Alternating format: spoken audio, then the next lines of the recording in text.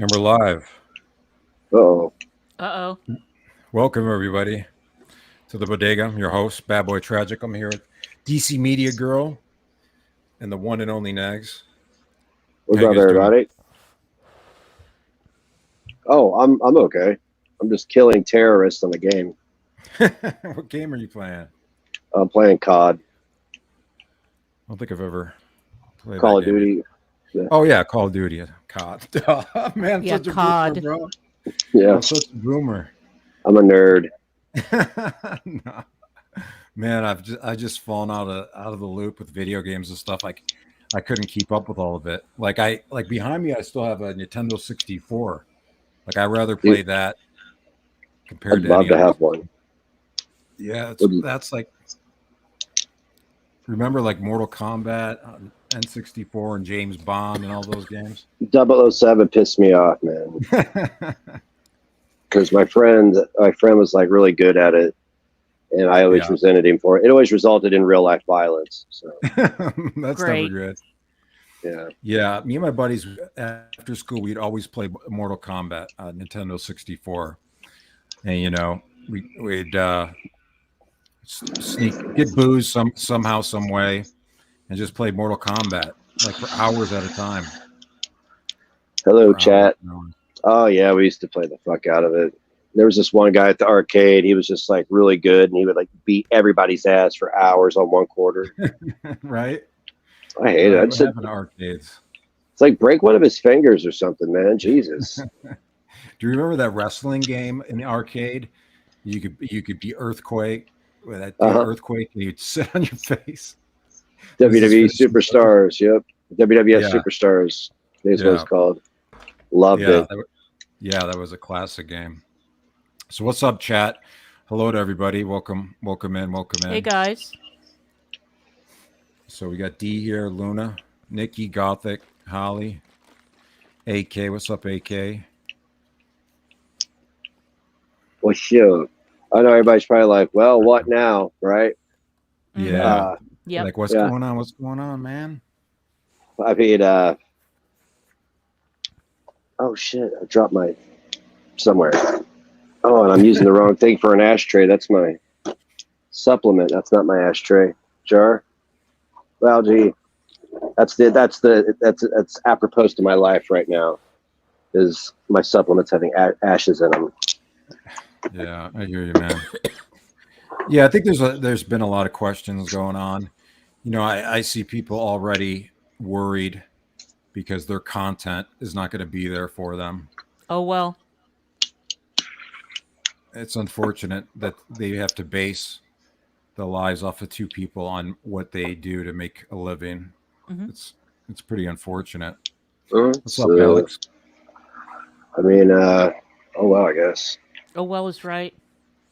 Now, look, I mean, I was talking to DC about this earlier, that, when I was cool with certain other people, that was their main thing was to poke you, Negz, you DC and some other people. Mm-hmm. And then, they would watch you guys react to it. But if you guys went too far, then, they start crying. They're cry bullies at that point. Mm-hmm. What was too far exactly? I don't understand.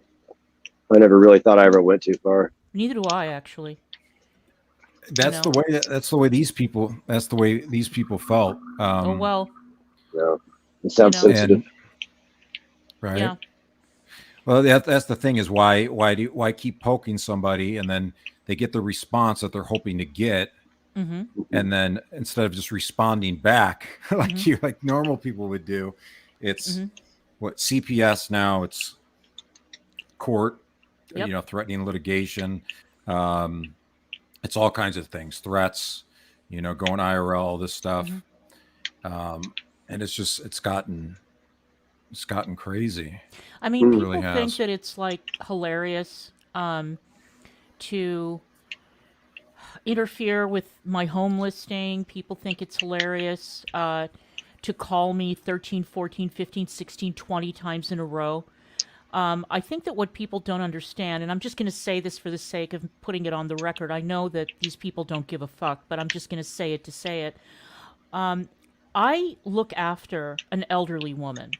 I spend a lot of time when I'm in DC, looking after someone who is in her declining years, and she's declining very, very quickly, and she needs a lot of attention, a lot of patience, which sometimes we all run out of when we're looking after elderly people who can be difficult.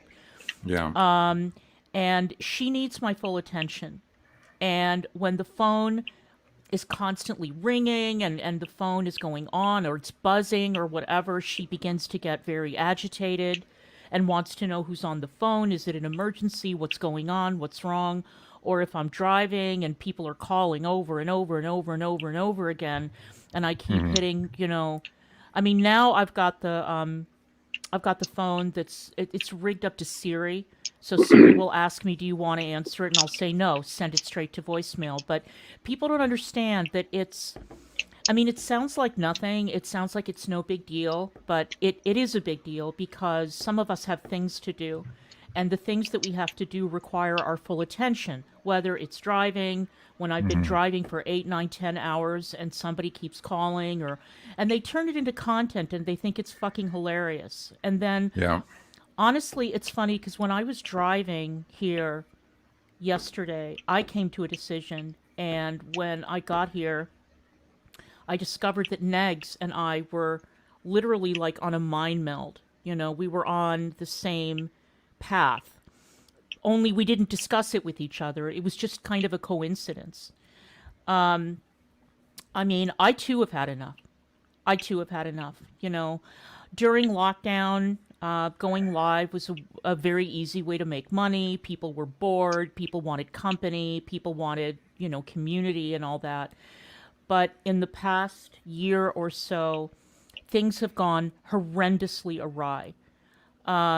And this going IRL and this poking into our lives and this stalking and looking up my, my job stuff, looking up my education stuff, sending people to the door, terrorizing. Look, there's a no caller ID call coming in right now. Yeah. Amazing. Amazing. These people how that don't works. realize that there's applications that unmask these numbers. Even if they're using *67, even if you make the call unavailable, even if you use a Google Voice number, there's ways to unmask these numbers.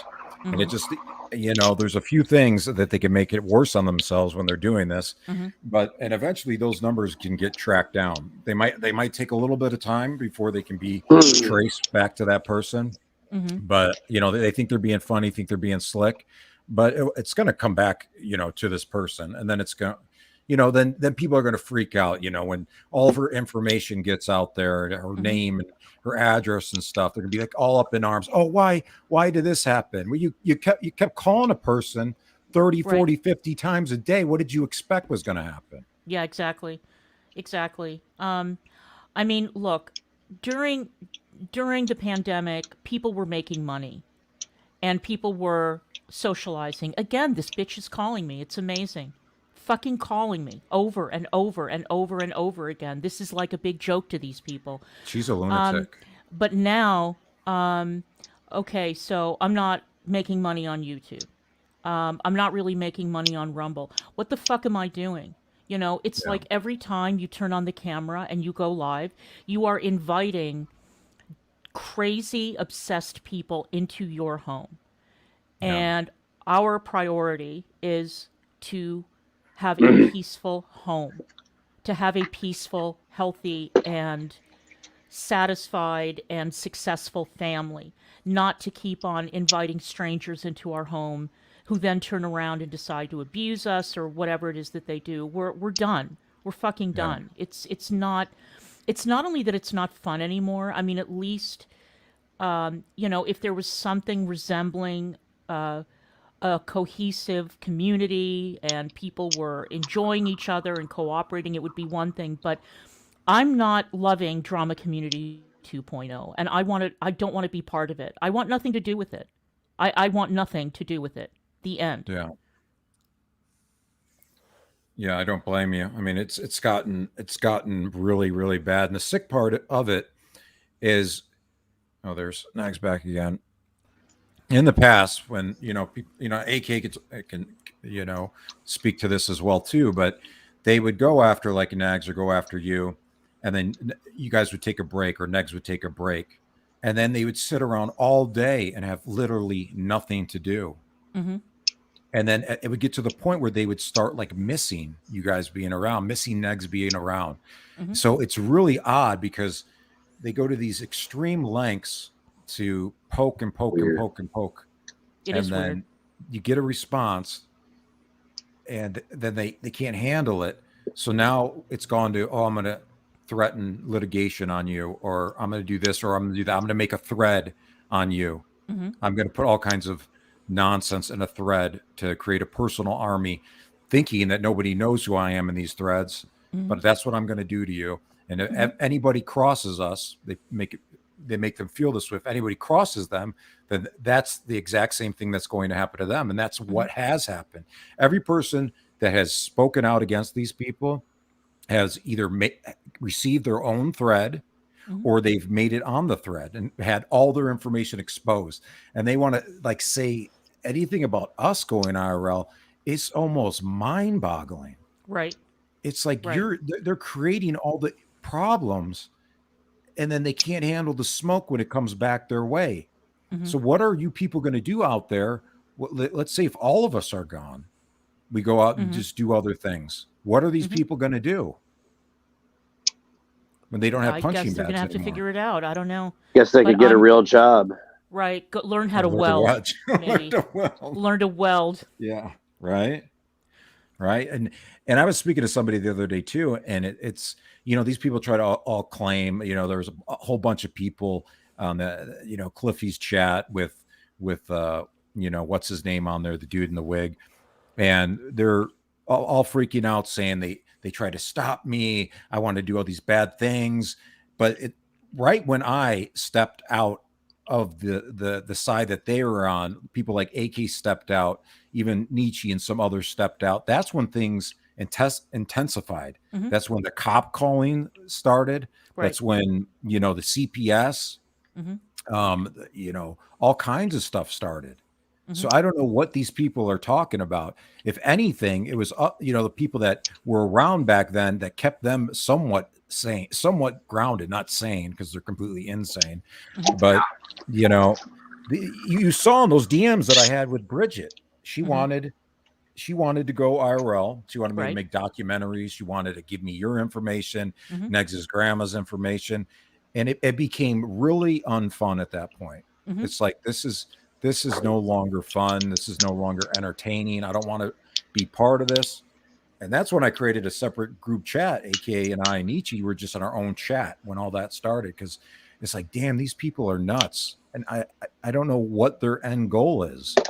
They want content, but to get the content, people are going to respond. If you're being poked at, or people are going to say something at you, that's just a natural thing. They're going to respond. But then you guys respond, and then they freak out. Look, anybody who puts in a fake CPS call in order to get a reaction or to get content is themselves abusing a kid. They are abusing a kid. Because, I've been asked, well, okay, what's the big deal? So CPS comes over and nothing's wrong and they leave. Clearly, the person who asked me that does not have a kid and doesn't see what the impact is of having to talk to authorities and being asked weird questions. And then, so the visit just lasts a few minutes. It's not fucking funny. And again, I know I can repeat this a million times, and I know that the people who are making these calls don't care, but you are taking away from a child who is being abused, a child who is being neglected. And this is a very, very, very small town. There are only so many police officers. There are only so many CPS workers. And so when you waste the time of underpaid, overworked social workers on a happy family with a safe and loved and taken care of child, you are taking away from kids who really, really need the help. And you are abusing the child that you call on. The end. You are a child abuser at that point. That is my opinion. I agree. I've said as much, and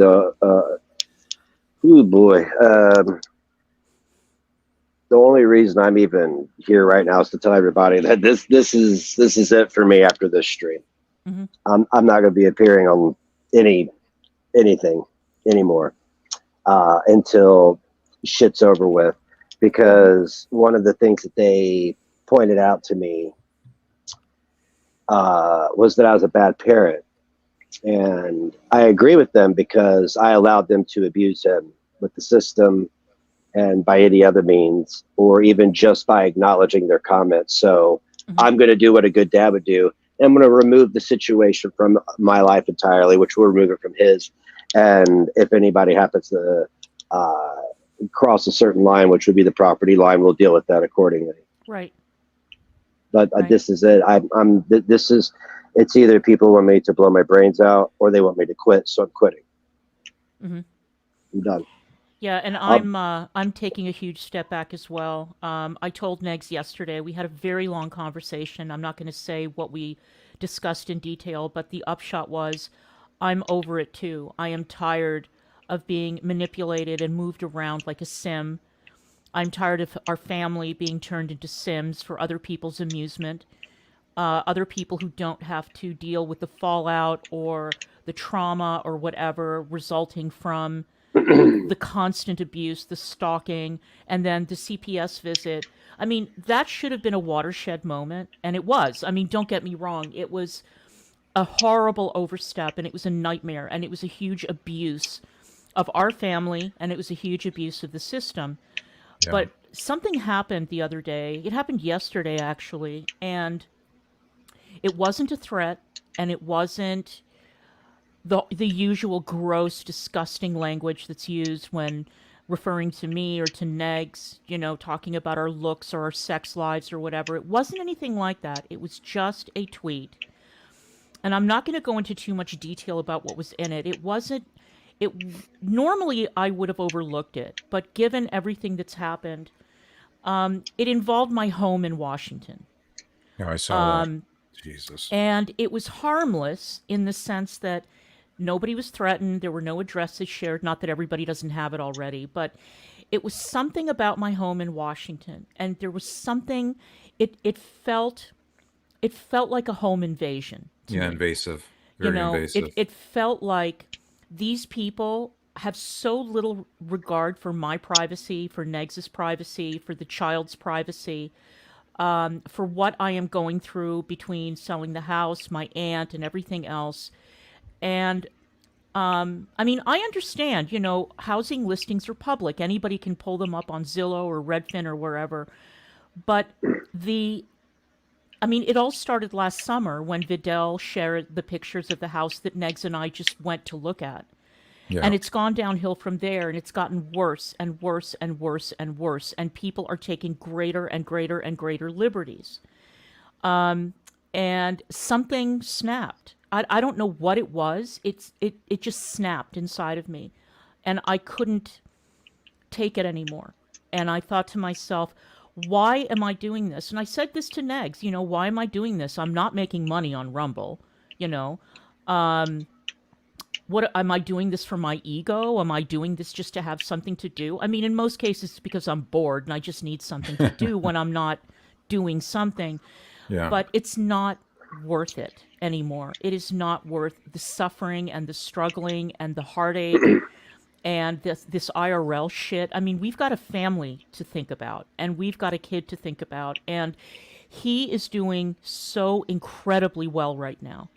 That's awesome. And so the last thing that we want is to keep on inviting these stalkers and strangers into our home, and encouraging them in any way to try to interfere in our family. We've had enough. I mean, Negz has been putting up with it for years, but this is now going on like a year and a half for me. And I'm over it. I'm done. I'm done dealing with internet strangers trying to drive us crazy, trying to drive us apart, trying to turn people against us, trying to take my money away, the money that I worked for, the money that I earned. And I'm tired of it. I'm sick and tired of it. I'm tired of the incredible liberties that people think they can take with strangers on the internet. That's how I feel. No, I definitely understand that. It's very unfortunate because there's so many entertainers out there, and they have families, and they're able to entertain people and to do their things and to express themselves, and It's put not safe their anymore. talent It's on not safe. display. And a lot of those entertainers live in gated communities, or if they're doing really well, they have bodyguards, they have PR people, they have agents, they have like a whole staff of people whose job it is to Yeah, look after them. We're just two regular people living in a yeah, house, in the Midwest. We don't have that protection. We don't have people who come out. We don't have personal armies that we can send out to attack people. And again, I keep on returning to this, and we have in Indiana, there's a child in this house.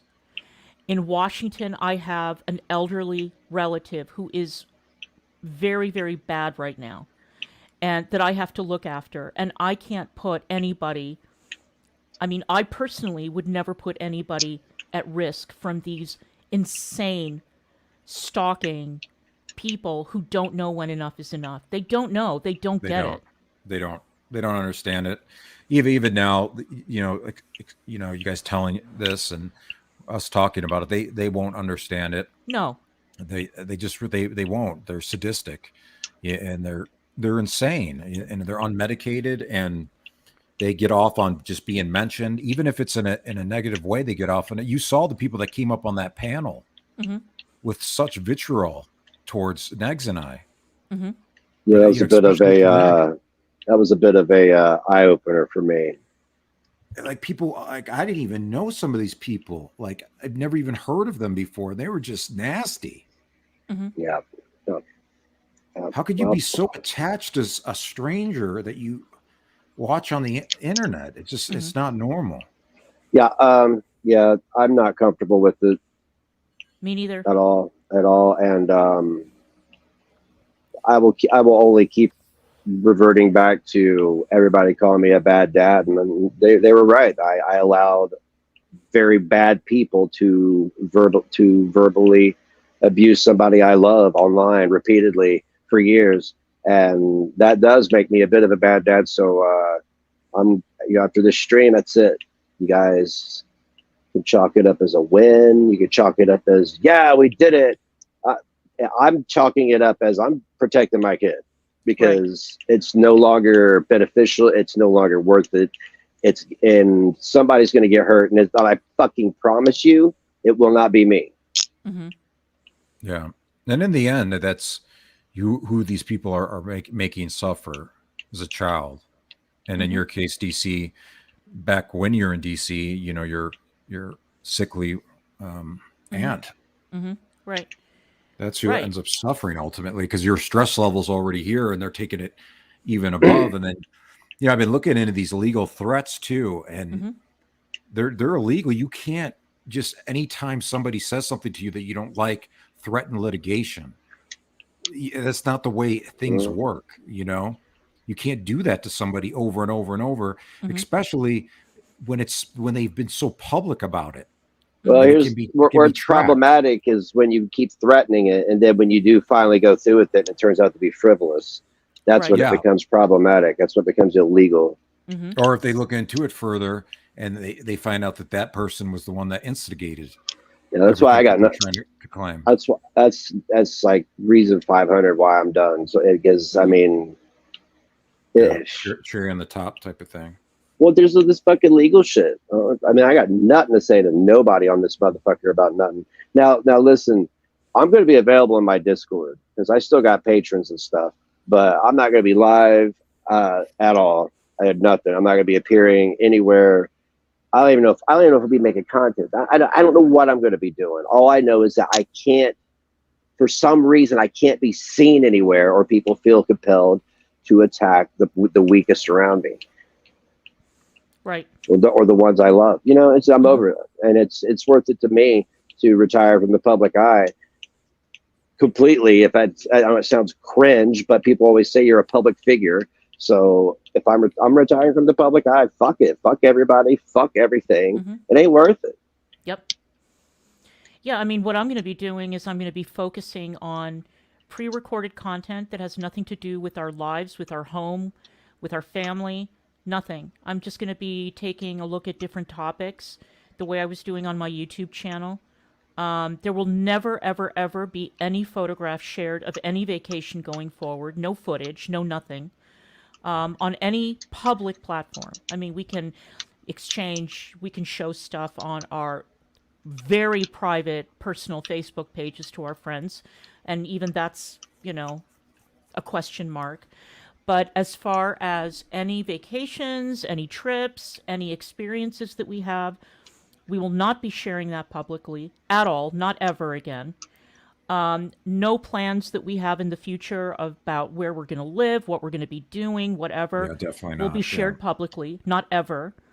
And we are going to, we're just going to do what we feel is best for our family, period. That was the decision that we made yesterday.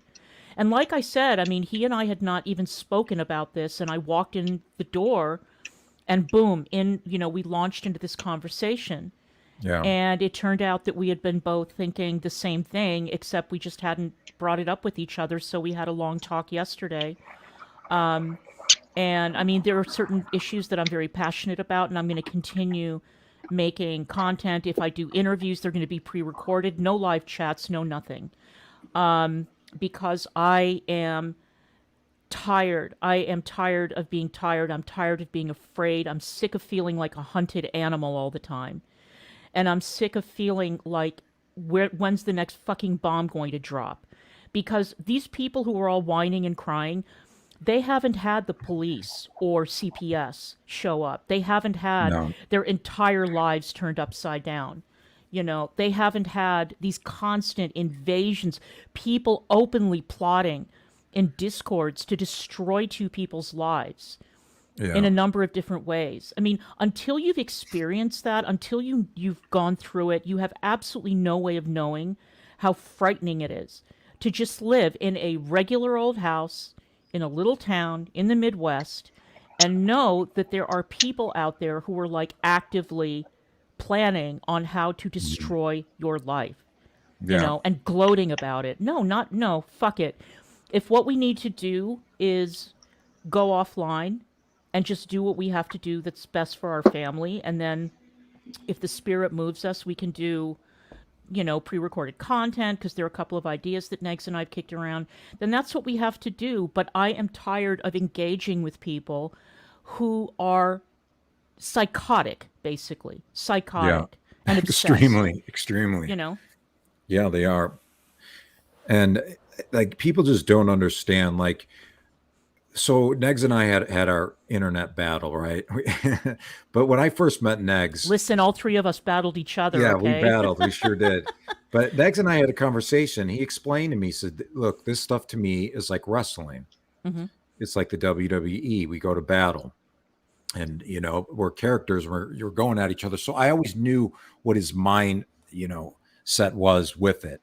I didn't feel like, oh, he's going to show up here with a machine gun and he's going to go to town and all this stuff. You know, it's just like what these people think. And they're talking about upgrading their security cameras and all this stuff. I mean, Negz is nothing but a gentle dude. Yeah, he's got a wicked tongue. He's got a, you know, he can slice people up with his words and stuff like that. I get that. It hurts people's fifis, but that's what he does. That's all he's ever done, you know? You know, I mean, you know what it's like, Negz, because you had a private investigator follow you around 2 years ago, right? By another one of these psychopaths. Was unaware, but yeah, I did. I mean, it's scary. I mean, I've just tasted a little bit, you know. Then I got one of Cliffy's sock accounts threatening CPS on me. He doesn't remember that he told me that was his sock account. And, you know, I've always been able to find out ways, or a person that I know can find out ways on what, you know, who's tied to that sock account. It's not too difficult. I'm not going to share my secrets or anything. But I mean, yeah, that's what the dude was doing. He's threatening CPS. He's like, oh, you know, I never do anything to people. I never go IRL. Bullshit. Right. Bullshit. What do you think you guys are doing when you're posting on that website? Making up all this stuff about all of us. That puts a target on us. Right. Well, you know, I had a good run, but it was such a shitty run. I don't know what the fuck people are doing or not doing, but whatever energy they have with me, it's not being kept with everybody else, because I was removed with the quickness, and I'm not quite sure what I've even done. That's why I'm leaving. It's because I don't know what I've done, so I don't know what the line is, and apparently my presence is just that triggering, and I don't make enough money, and I don't have enough patience. I don't have enough wits. I'm not wits. I just don't have enough patience about me to tolerate this constant barrage of horseshit. And if I'm a bad parent, then what makes me a bad parent is to continue to interact with these people who they continually attack the child. So I'm giving everybody what they've wanted for years. That was me, I guess, off the internet. I'm not going to be off the internet, but you won't have to see me. You won't have to hear me unless you're in my Discord, 𝓘𝓽𝓼𝓻𝓫. Plug that real quick. But you could do live me and stuff. No, No. No, I'll do that in Discord if I get the hanker for that. I'm done appearing in public forums. I feel like I have no privacy. I don't like what's going on, and I like my privacy and my family more than I like whatever the fuck this internet infamy is. I'm not down with it, and yeah, same. And anybody could go out there and claim the W, but it really truly was listening to those people spit that venom at us that night, and then and then seeing people say, I hope they take your kid, I would hope they take your house, you're a bad parent. And I was like, yeah, you know what, I am a bad parent for even sitting here reading this, acknowledging you, allowing you to make these comments, because this is abuse towards him. I'm not abusing him, you motherfuckers are, so I'm out. Yeah, exactly. And then I get the same people in my comments section saying, boy, you really did it, you really ruined his life, this is all your fault, you did all this. Like, really? I'm the one who's calling CPS? I'm the one who's digging into personal records, or putting up people's financial records, or digging into the education of someone I've never met, or digging into the work history and looking up their salary, and like digging and trying to find lie after lie after lie after lie, and they don't find anything. And it's like, listen, Negz just said he had a good run. I want to say, on my behalf, I feel that my run has been awful for a number of reasons, but the primary reason is that considering what I did for a living for 30 years and what I was proud of doing really well for 30 years, that I was so incredibly trusting and so gullible that I listened to people who gaslighted me and lied to me. And as a result of listening to those people, I said and did terrible things to the two of you. So I consider my run on YouTube to be a complete failure, a personal failure, because of the people that I listened to, because of the influences that I had in my life, and the fact that I disgraced myself by believing lies about the two of you and behaving in a way that was absolutely abominable and unacceptable. And I'm going to have to do a lot of thinking about that. I've been taking a lot of inventory and thinking that I'm ashamed of myself for having listened to certain people and not being more critical. And I mean, we can all sit here, like, we can all blame lockdown and, oh, we were all crazy, oh, we all lost our minds and blah, blah, blah. And it's true. I mean, to a certain extent, we're at home, we're poddling around, and, we're meeting all these strangers online, and people are in our ears, and we're paneling with people and all that. But I, of all the people in the community, I should have known better. I should have been more skeptical. I'm the one who should have said, wait a minute, so you're saying Negz did this, you're saying TraGiC did that. Okay, why am I swallowing this hook, line, and sinker, and why am I behaving the way I'm behaving? So, listen, I did some great original content that I'm really proud of, and that's gone now, unfortunately, but I can do more. I can do that. I can get my old scripts, and I can do that. But as far as my personal responsibility, not to rescue people who had fucked up their own channels and fucked up their own lives through their own doing and expected me to be Captain Save-A-Ho and rescue them when they had already fucked up their own channels, their own lives, their own reputations. But when it came to saying, wait a second, like, I'm going really hard at two people I have never met in my life. Why am I doing that? You know? Why am I being irrationally afraid of people that I don't know? And to sit back with, you know, hindsight being 2020 and to know how wrong I was about the two of you is, it's still, I'm shook. I know people say that and it's so overused, but I really am shook. And I'm really glad that all three of us managed to bury the hatchet and become friends again, or become friends for the first time, or whatever it is. Yeah, me But too. and that is the only thing in this entire ordeal, this entire episode, that has been worth it. Everything else, the money, the panels, the content, all of it has been a complete waste of my fucking life. Because it has brought so much pain and suffering into my life and into Negz's life and into our family. And I mean, not that I'm personally responsible for everything. I'm just acknowledging my part in it. Yeah, So yeah. it's I not appreciate worth it that. to me. It's not worth it to me. It's just, it's grotesque is what it is. Yeah, I understand, and you know, I just don't want you guys to feel, you know, beat yourselves up over it, because it is water under the bridge. We all said things that we didn't mean, or we didn't, you know or understand 100%. But there's people out there that drive this conflict, and they get off on it, and they'll go to creator to creator to creator with the same old bullshit, and the creator will go with it in most cases, you know, if they think that there's some legitimacy to it, especially when you have a bunch of people saying the exact same thing. You're like, you know, some of this must be true to what they're saying, because, you know, yeah, you don't know someone on the internet like you can get to know somebody, you know, face to face. It's just a Right. whole different environment. That's the problem too, is not being able to look somebody in the eye in person and be able to assess them, judge them, size them up, whatever the case may be. Yeah. That is a huge part of it. I mean, like, look, I've talked quite a bit about my friend Tucker, right? And people see him on TV and they think that he's a certain way. And because I've known Tucker for 25 years, I can tell you, I knew when Tucker was talking all that shit on Fox, I knew he didn't mean a word of it. And I kept on Yeah. saying it on my channel. And people were like, oh, you're such a simp. No, I actually know the man in person. I've gone out drinking with him. You know, we've Yeah. emailed each other. We've been Yes. friends. Yeah. He's done favors for me.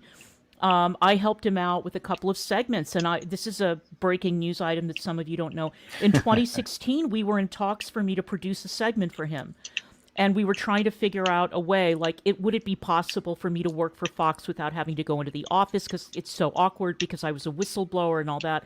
And we both knew it would never happen, because I can't work at Fox, and I can't work for that company. But what we see on a screen is not who that person is. That's what I'm getting at. Is the person that is on the screen is a performer. They're a performer. And they Entertainer. perform. Right. They perform. And off screen, they're completely different. And those of you who have confused us for the people that we portray on screen, I mean, I'm pretty consistent in my real life, but sometimes I bullshit around.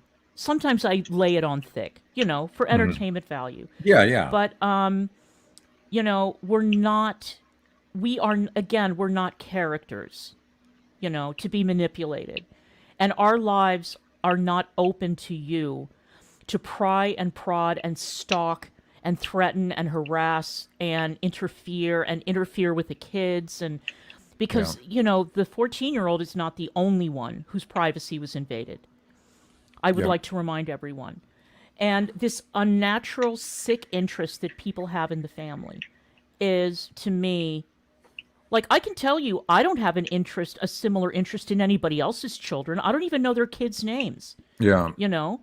And I don't want to find out. I don't care. I don't know where they Yeah. go to school.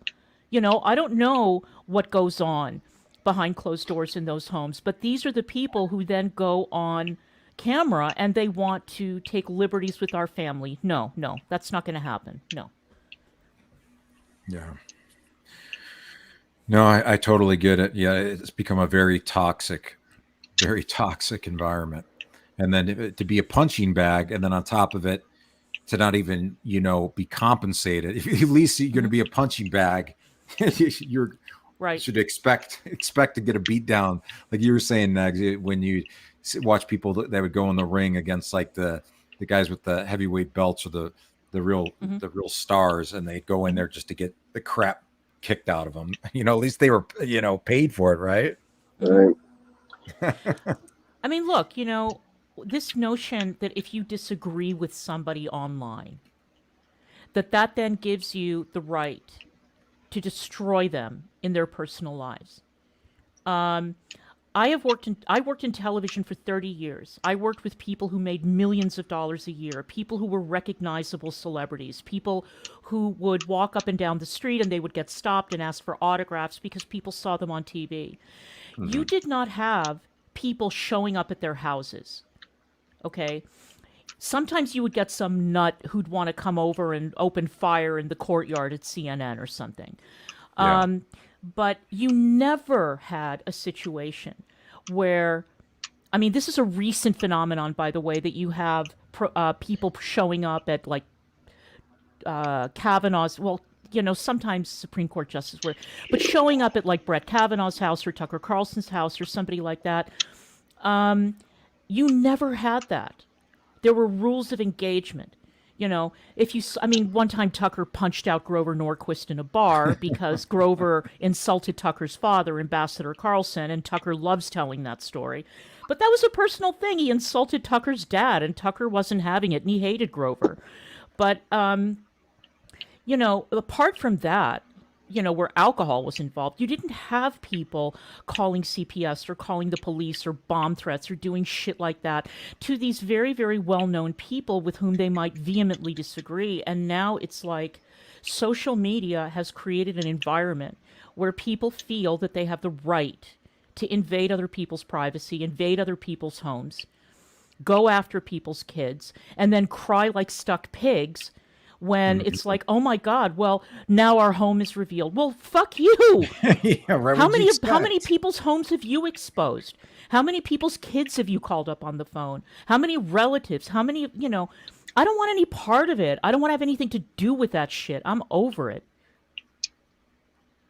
Yeah, that's enough. And I think the chat understands what's going on. A lot of these people out there that are doing it don't fully grasp, what they're doing. But some people are really, really desperate for people's attention. They act like, like people that I don't like, I don't watch them. Right, I don't me go too. to I don't go to their Twitters every day and see what they're talking about. Right. I don't care because I don't like them. I can't, stand to even listen to them. Right. Let alone, go see what they're doing in every tweet that they're saying, or follow, go to their Instagram or their Facebook, all this other stuff. I just, it's just a group of people, and they're very toxic, and they've all gotten together, and they go in as a crowd, and that's how they get their strength. Mm-hmm. And they're lunatics. They really are. Mm-hmm. Yeah, they are. They're crazy. They're completely and totally unhinged. And I agree with you. I don't watch people I don't like either. I don't do it. I can't, because first of all, it turns my stomach, and then I'm not interested in their content. I don't like their personas online. So I don't watch them. What is the problem with that? It was one thing when you were insulting my appearance or my age or my boyfriend or whatever. That was annoying and bad, but or when you wouldn't stop obsessing over a vacation that we took to Miami and you're still talking about it all these months later. But it's a completely different story when you're now talking about involving the authorities in somebody's life, or going IRL, or trying to bleed them dry, or something of that nature, or blaming other people for your failure. That's one thing that I think is amazing. Oh well, I'm not making money, I'm going to take somebody to court. What do you mean? I'm not making money either. I hadn't made money on YouTube the way I had during lockdown in a year. And that's just part of doing business. That's shit that happens, But to then try to deliberately sabotage somebody in real life by trying to affect the kids, or by trying to stalk the kids, or by, reaching out to people's relatives and doxing their homes and doing, no. That's crazy. That's madness. Yeah, it is madness. Hey, ATX. Yeah, I saw that even happen to you, ATX. Somebody was trying to call you out and bring you on panel, and it's somebody that you don't even watch. You don't go to that Right. person's channel, but they're trying to drag you over there, and to get you to do whatever they're trying to do to make money off of it. Mm-hmm. They don't have any intent to have a conversation and squash beef or anything like that. They want to amplify it, and give them a reason and get their crowd behind them to keep going at you. That's all it is. Oh, I found out through ATX, and I didn't even know this, that apparently after I talked about Little Rosie, Randy and Wendy fired up a panel, and Randy was like, "You can come on my channel." Why? I don't know you. Why would I go on your channel? I have nothing to say to you. All I did was play streams that you all participated in. Yeah. Those were your words. Those were your actions. I said that I thought that the whole episode was an absolute goddamn disgrace, and that all of you should be ashamed of yourselves for what you did to that woman. That is all I have to say. I have nothing to add. And oh, well, you weren't there. I saw it. I watched it with my own two eyes. Why did I have to be present? I mean, let's just take 9/11 for an example, okay? I was present when, I wasn't at the Pentagon, but I was working a couple of blocks away. I remember 9/11, but that doesn't mean that the people who watched 9/11 on TV can't have an opinion on it because they weren't in New York, Shanksville, or Virginia. That is absurd. It doesn't make any You can sense. watch something and say, "Oh my God, what am I watching? What a terrible thing." Or watch any kind of an outrageous thing taking place. You can have an opinion. You don't have to be present for it. And the fact that these people will never take accountability for what they did, or that's not all of them. I mean, ATX and Savage and some other people have. But I'm saying that in general, to now try to pretend that, oh, well, it didn't happen this way. What do you mean it didn't happen this way? I watched you do it. Right. And then it's even more demented because they were trying to double down on it and use it to get people in their chats again, to discuss it all over again. And that's, trying to get you on panel so she could make money all over the situation again. It's like, never. What the fuck is wrong with you people? Speaking of, I'm going to bounce before people have any more of my image to make money off of. I'm going to let you two chat. But I'm going to be dipping for a while, y'all. You can catch me in Discord. That's the only place I'm going to be available. Outside of that, I have no interest in the internet. Mm-hmm. All right, bro. Well, keep your head up. All right, my love. And, you know where I'm at. I'll see you. All right, peace, bro.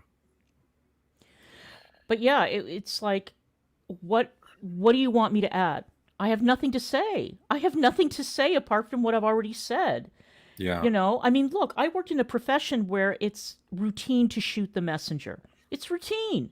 Mm-hmm. And you get used to it. But not like, well, what you just think you saw is not what happened. Of course it's what fucking happened.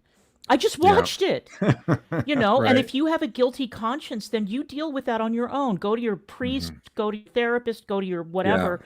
But don't tell me that what I just saw didn't happen. It did happen. Now, if you want to add context, go ahead. I don't know what fucking context you can add to something like that, but go ahead. Right. Yeah. No, I agree.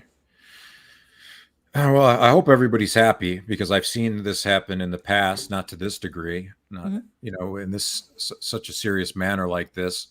But then it gets to the point where these people start missing Negz and, like yearning for his return, which, he doesn't seem like he was back then. It seems Mhm. like he's at the point where he's like, I am done this time. Yeah. So I don't know what all you people out there are going to do. I mean, I think at this point you'll have no other choice to either go on your psych meds or go see a therapist or get a mental evaluation. You guys will really have to do that at this point to try to cope. Or, you're going to have to find somebody else to go after now, which that's probably what they'll do because they're psychotic that way. And the cycle keeps going and going and going. But yeah, these people, they'll go after people for no reason. Mm-hmm. You saw it with Monty. Monty didn't do anything to these people. And there's a great example. Yeah, they picked him out and just went to town at him. And the thing is that was one of the times when my instinct was telling me that something was very, very, very wrong. Yeah, mine because too. I saw a playbook. I saw something happening to someone that had been done to Negz in exactly the same way. Mm-hmm. Waiting until a tragedy had occurred, waiting until a loss in the family had occurred, and then exploiting it, and then turning around and making these outrageous accusations with absolutely no evidence. Mm-hmm. And I knew in my gut that what was being done to Monty was unjust. I knew it. I just could tell that it was unjust because I didn't watch Monty every day, but I had watched him enough to size him up, But it was the players who became involved in it, and it was the way that they were doing it. It was the language that they were using. It was the circumstances of the attacks. And AK mentioned on Monty's stream that I had asked her, why Monty? It's like, well, and I told Monty this when I first started communicating with him before he came on our podcast. I said, Monty, it was just your turn. It seems like everybody gets a turn in the community. It's like you figure out, okay, well, which one are we going to pick out of the herd today? Yeah, it's like they almost have a playbook. It's like an equation that they have. They'll go after you. They look for like a tragedy in your family. Then they'll dump all your information on that website, or they'll create you your own thread on that website. They'll get all people riled up over nonsense. They'll post things and then have a whole narrative to something just by looking at, they'll have a picture of something or whatever that is, and it's not detailed, right? It's very vague, but they'll create the story behind it, which is nonsense. And the site is supposed to be an archive site. Archive site, my ass, there's no archiving going on. It's not an archive site anymore. It's a gossip site. Been for a long time. No, there's no archiving going on. I see that Callie is in chat, and I wanted to say something to you, Callie, and that is that I thought about you a lot this past week. I thought about you a lot, and I turned over a lot of things in my mind as I was trying to figure out what direction to take, what I was going to do in my online life. And I thought that what you did was incredibly smart. And it was really putting yourself first and prioritizing. And it's not just, I guess that you're in a new relationship. I think you mentioned that. But you're back in Chicago. You left Massachusetts. You went back home, and you took a step back, And I watched that happen, and I thought, I wonder if I should do that too. And so I started thinking about it. And then by the time I got here yesterday, on the drive over, I was on the phone with 𝓬𝓫𝓼, and I was in hysterics, and I was like really upset. And and by the time I walked through the door, I took one look at Negz, and I thought, I know exactly what I have to do. I know what I have to do now. I know. Because I am looking at someone who is the most important person in my life.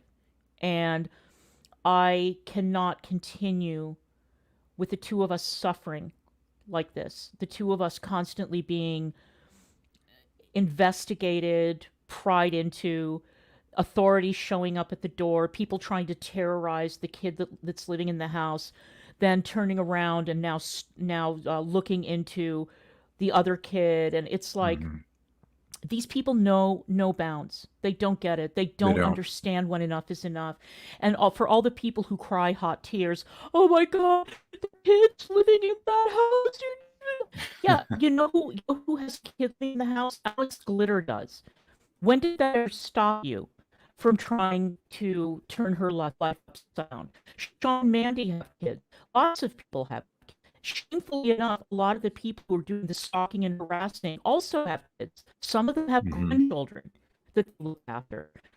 And they have absolutely no sympathy, no consideration, and no respect for anybody else's family.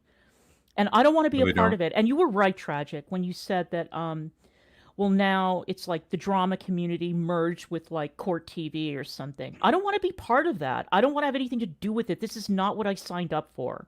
I don't have the stomach for it. I'm not interested. I don't like any of the people involved.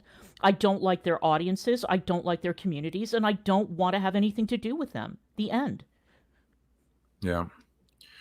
And I don't blame you. I really don't. And they push blame, like even things that they are factually in the wrong for. Like, for example, that discounted life name, right? Now, Negz helped with some of the content for that. I helped for some of the content, but the full control, was under, it was under the Gaining Ground. That's where Discounted Life came from. He controlled the Twitter account, the YouTube account with all the community tab posts. That was all him. No one ever had any other access other than him, and that could be easily proven. And that's initially how I first came across the Gaining Ground, was giving content to Discounted Life, and then realizing that it was him eventually. Because anytime something would come up, and then I would, talk to Negz or whatever, putting a video together, just like receipts, because a lot of them were good factual receipt videos to some certain degree at that time. Right? And we would pass, content along, but full control, that was with him, no one else. Right. So they try to deflect from that and say, well, other people had control. No.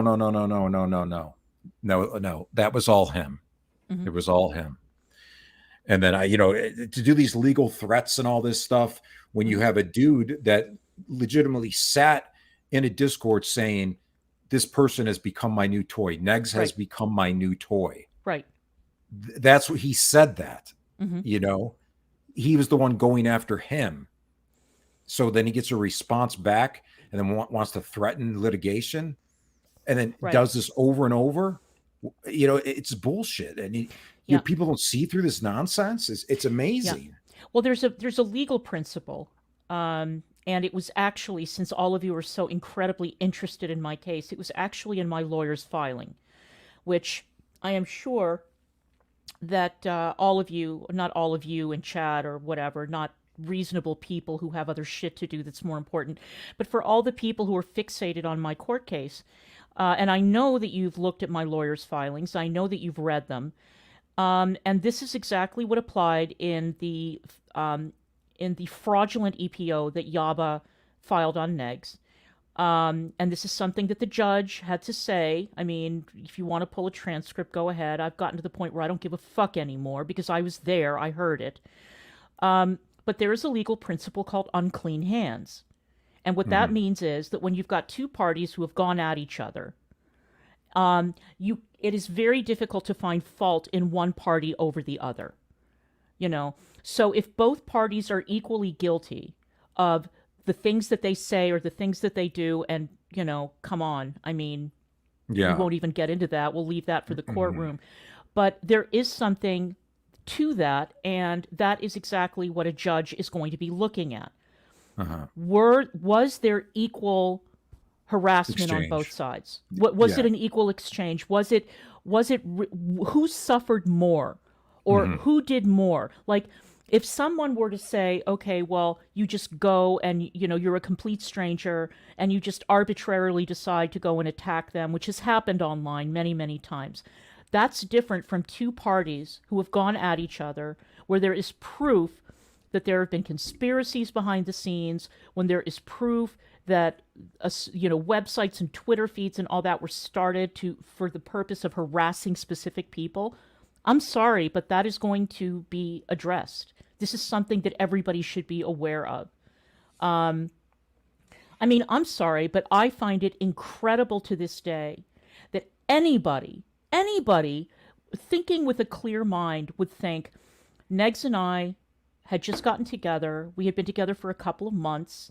We were going on vacation in South Florida, where we ended up at the southernmost point. That we, on our first vacation as a couple, where Negz had not been out of the state of Indiana. I mean, he went to Chicago a couple of times, but overall, he hadn't been outside of the state of Indiana in years, and that we are going to even spend 1 nanosecond of our time taking an hours-long detour to go to somebody's house to do what exactly?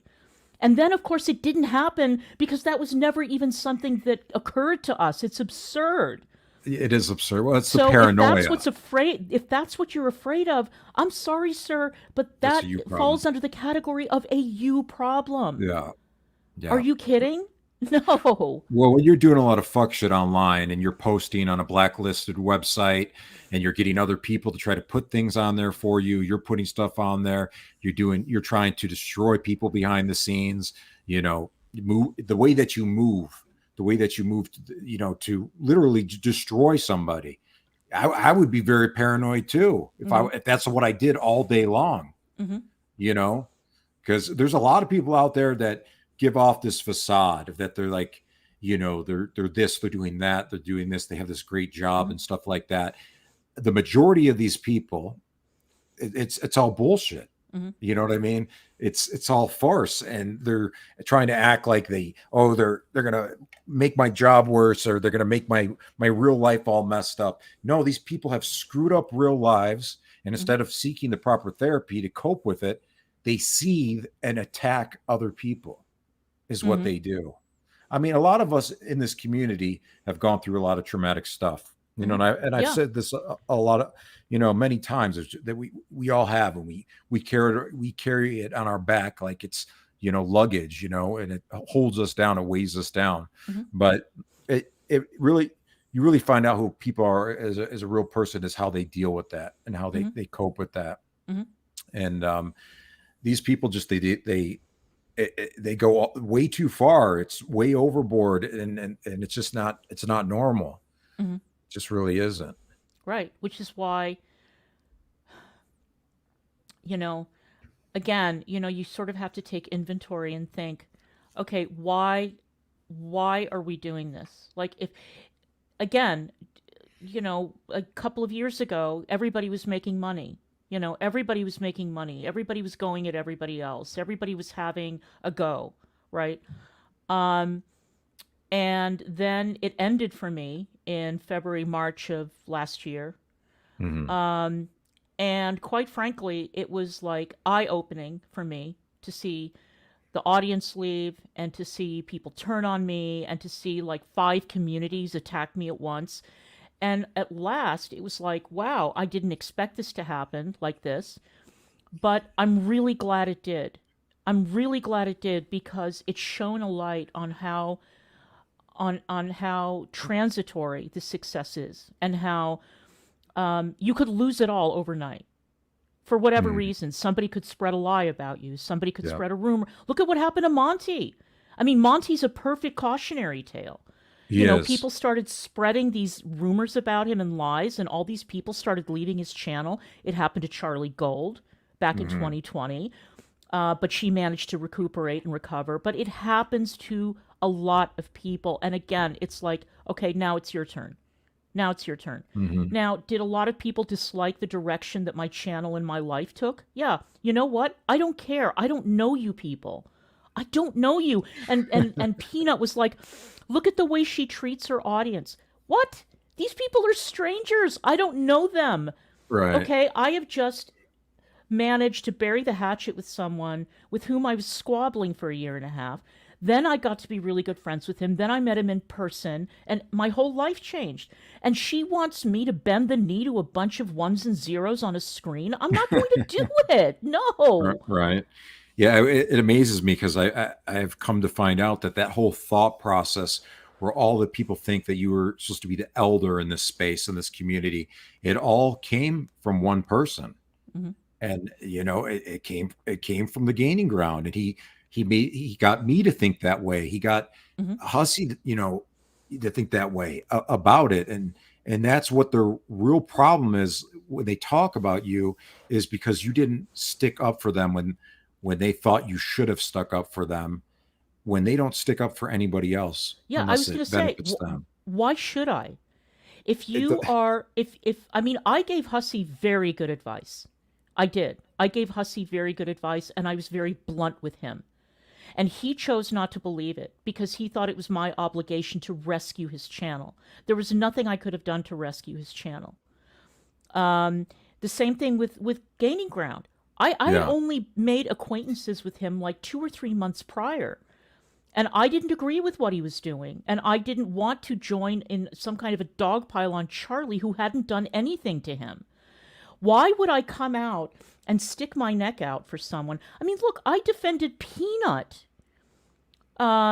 because, you know, she was going after Charlie, and I did a community tab, and I said, look, it's her right to have that opinion. I didn't go after Peanut. I didn't try to, you know, destroy her life or brigade her yeah, channel, you know. But when somebody is active destroying their own channel, and they're not listening to reason, or they're not like dialing it back or pulling back when people are telling them stop, stop, stop. What exactly is it that you expect me to do? I don't control any community, and I don't control the internet. And why would I help someone if I didn't feel that they were on the right side? I wouldn't do that. yeah, For what? What am I? Why? What gain would I have? And I'm not saying that in terms of money or subs or whatever. I'm saying why? Why would I defend someone who I thought was doing the wrong thing? I wouldn't do that. yeah, So, you know, and I just find it incredible that these are grown men. yeah. These are grown men who want me to come along and rescue them like Fix you all are their problems. adults. You are middle-aged. Do it for yourself. Yeah, Apologize, stop, move on, and let it go. But yeah, 3 years with me is long the fuck enough, yeah. you know?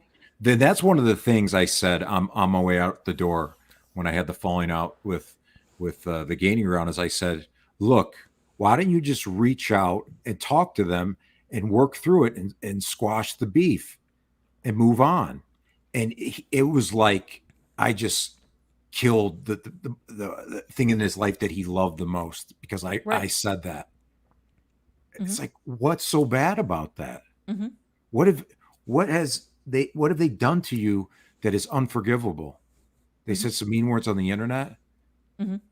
I mean, he must not really has experienced anything, you know, life shattering or life altering, if that's what he wants to keep as a reason not to try to make peace with somebody. Right. You I know, mean, what's the point of all of this? You know, no police have shown up at his door. no, Nothing has happened to him. Okay. nothing. My job was brigaded to the point that I left. I left. Um, and people did this in order to destroy me and try to humiliate me, knock me down a few pegs. Hashem. I had to walk away from a 30-year career because I couldn't take it anymore.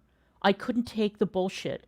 I couldn't stand the constant questions and the going over and you Yeah, know, and I was just tired. Also, I was physically exhausted because of my schedule and because of a lot of other things. yeah, What exactly have these people lost? I lost a career. I lost a channel.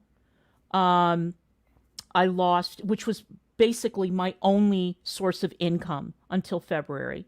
yeah, And I lost a lot of my audience, which, you know, whatever, I don't care about that. But I lost a lot. What exactly is it that you have lost? What have you lost?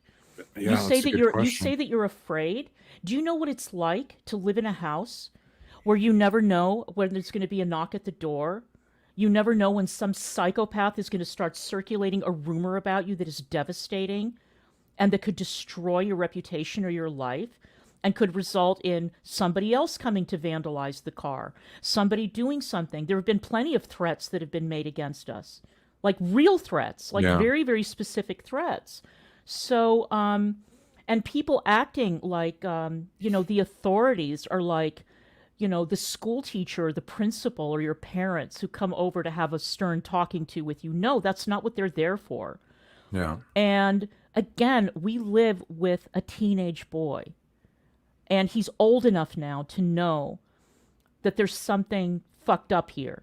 Yeah. A teenage is boy who unfortunate. adores his father, who is very happy and comfortable and well looked after, and all of that. And you people have decided that now it is your right to interfere in that boy's mental well-being. That's what you people are doing. That is not what I am doing. I'm not doing that. You people are doing that. You're the ones who are mentally abusing this kid. Yeah.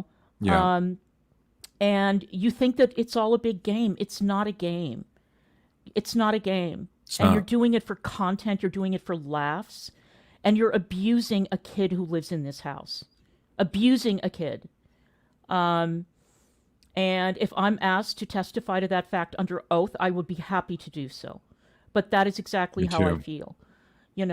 And anybody out there who has kids knows exactly what I'm talking about. Look, I'm new to all this, right? I'm just Yeah. learning as I go. But I see Scary. it. And it's not cute, it's not cool, it's not funny, It's and not. it's not content. No, It it's isn't. not.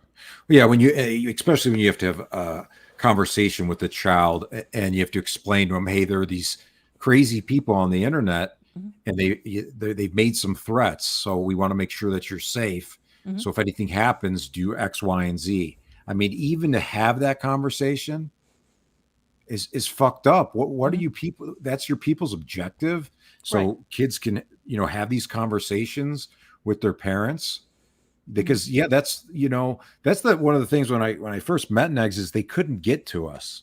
Right. They would come after us every which way, every angle, and they really couldn't annoy us or trigger us or make us flip out. So it always went to the kids, Always. like every single time. Mhm. And it's like, what the hell? Okay, if you can't handle it or if you're not getting to somebody, then I think it's time to move the fuck on. And there's a lot of damaged people in this space, a A lot lot. of damaged people, and they A take it lot. out on other people. For Mhm. example, and this person did a lot of damage to me was Ms. Parker. And Right. come to find out, she had a whole ass family. Mhm. She's made up her whole entire persona online. She Mhm. had a whole entire family. She Mhm. was an article about it. And what happened, Miss Right. Parker, to that family? What did you do? Mhm. So you come online and you try to mentally fuck people and have them attack other people to make you feel better about yourself. Mhm. I mean, these people really need to look in the mirror and say, what am I doing with my life? Mhm. Because it's going to get to the point they're going to mess with the wrong person or say the Right. wrong thing or do the wrong thing. Mhm. And yeah, that's, they're going to have to, deal with the karma from it, deal with the reality of what, an angry person will do once you mess with them and their family, Right. and that's not like a threat or anything. That's just the way life works. It's just reality. Exactly. It's just Yeah. reality. Absolutely. Absolutely. Yeah, I mean, a lot of people find all this to be incredibly funny. Like, oh, well, like, look, the reality of the matter is that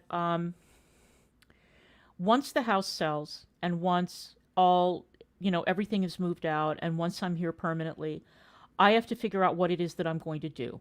And I can't not work. Not working for the past few months has been extremely difficult for me because I want to get up. I want to have something to do during the day that doesn't involve coming online and dealing with lunatics. I want to actually do something.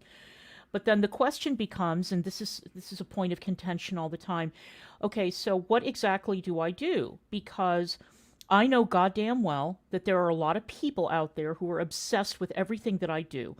And they find out that I'm working somewhere. Like I considered, at one point I thought, well, maybe I could get a license and I could be a substitute English teacher in the high school. I can't do that. Oh, Because find that they out would find the quickly. license, they would find where I was teaching, it would turn into a big deal. People would send emails, people would show up at the school, people would, start circulating all kinds of lies and rumors. And I wouldn't want to put anybody in a position where they would be at risk or they felt that I was a safety concern for their kids or for the faculty or anybody. Yeah. So I have to find a way to make money where I am not working in like a bricks and mortar establishment. Yeah. Because people would show up, people Yeah. would people would leave bad Yelp reviews, people would do all that kind of stuff. And no, I'm not being paranoid because that's already happened to me, you Yeah. know? And it only takes one. It only takes one. Like, cause I Right. had a former boss, and it was back when I was, stopping like doing shows and doing music, stuff like that, and started, to start a career. And I had some music out there and stuff. And it got, he caught wind of it by one other person. And, he was always monitoring my music and, things like that. So all it takes is one. And, one person that doesn't like you, and if they come out and say, I feel uncomfortable because of this person doing X, Y, and Z. I mean, these companies can do whatever they want, Anything they want. It's in certain states when it's,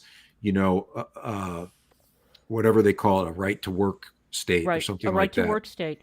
Yeah, Yeah, exactly. you don't have much say in it. Mhm. If they feel that you're bringing any type of negative attention, even in the Mhm. slightest, a lot of places they'll just cut ties and get rid of you.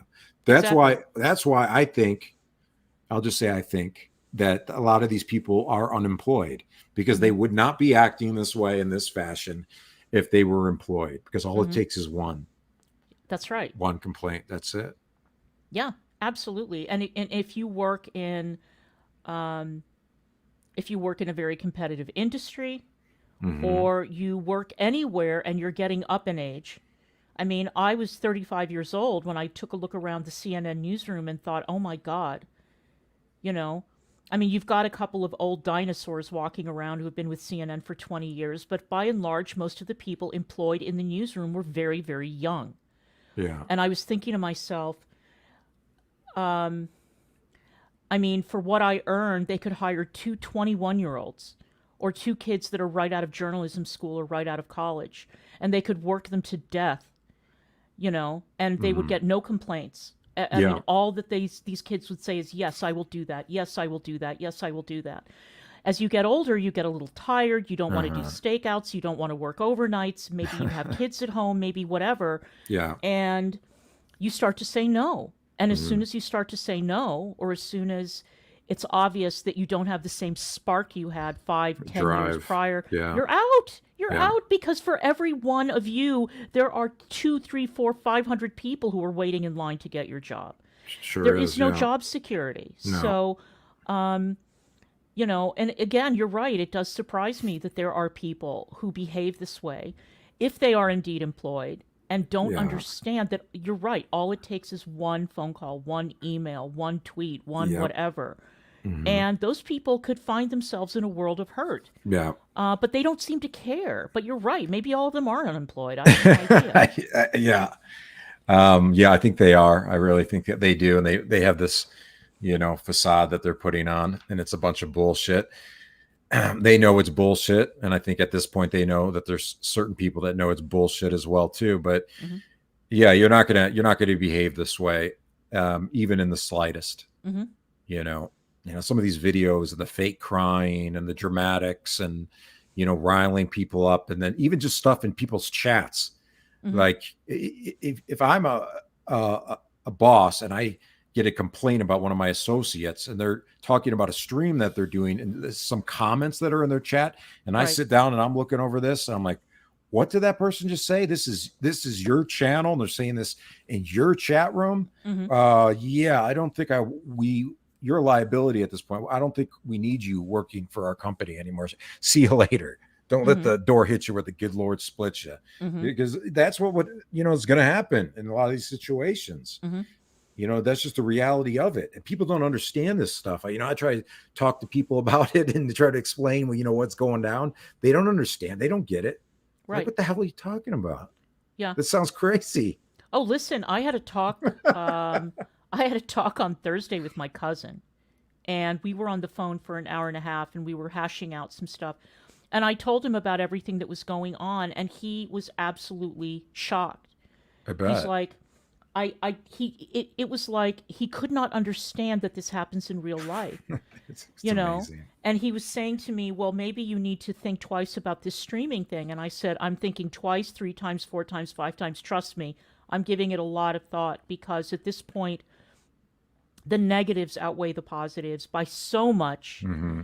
You know, there's no money to be made on Rumble unless you're, Charlie Kirk or, Donald Trump Jr. or something, or Candace Right. Owens. Or that Dr. Drew. Oh, he's on Rumble too? I Yeah, didn't I even know watch him that. on there. Yeah. But I mean, Rumble is a platform where there's a certain political point of view that I don't share. Mhm. And I don't want to talk about Trump, and I certainly don't like the guy. So it's like that audience is not going to come to me. And, I don't want to talk about vaccines, and I don't want to talk about Trump, and I don't want to talk about all that shit. I want to talk about what I want to talk about. Yeah. But the reality is that the likelihood that I will ever make money, like money on Rumble, is zero. So what the fuck am I doing?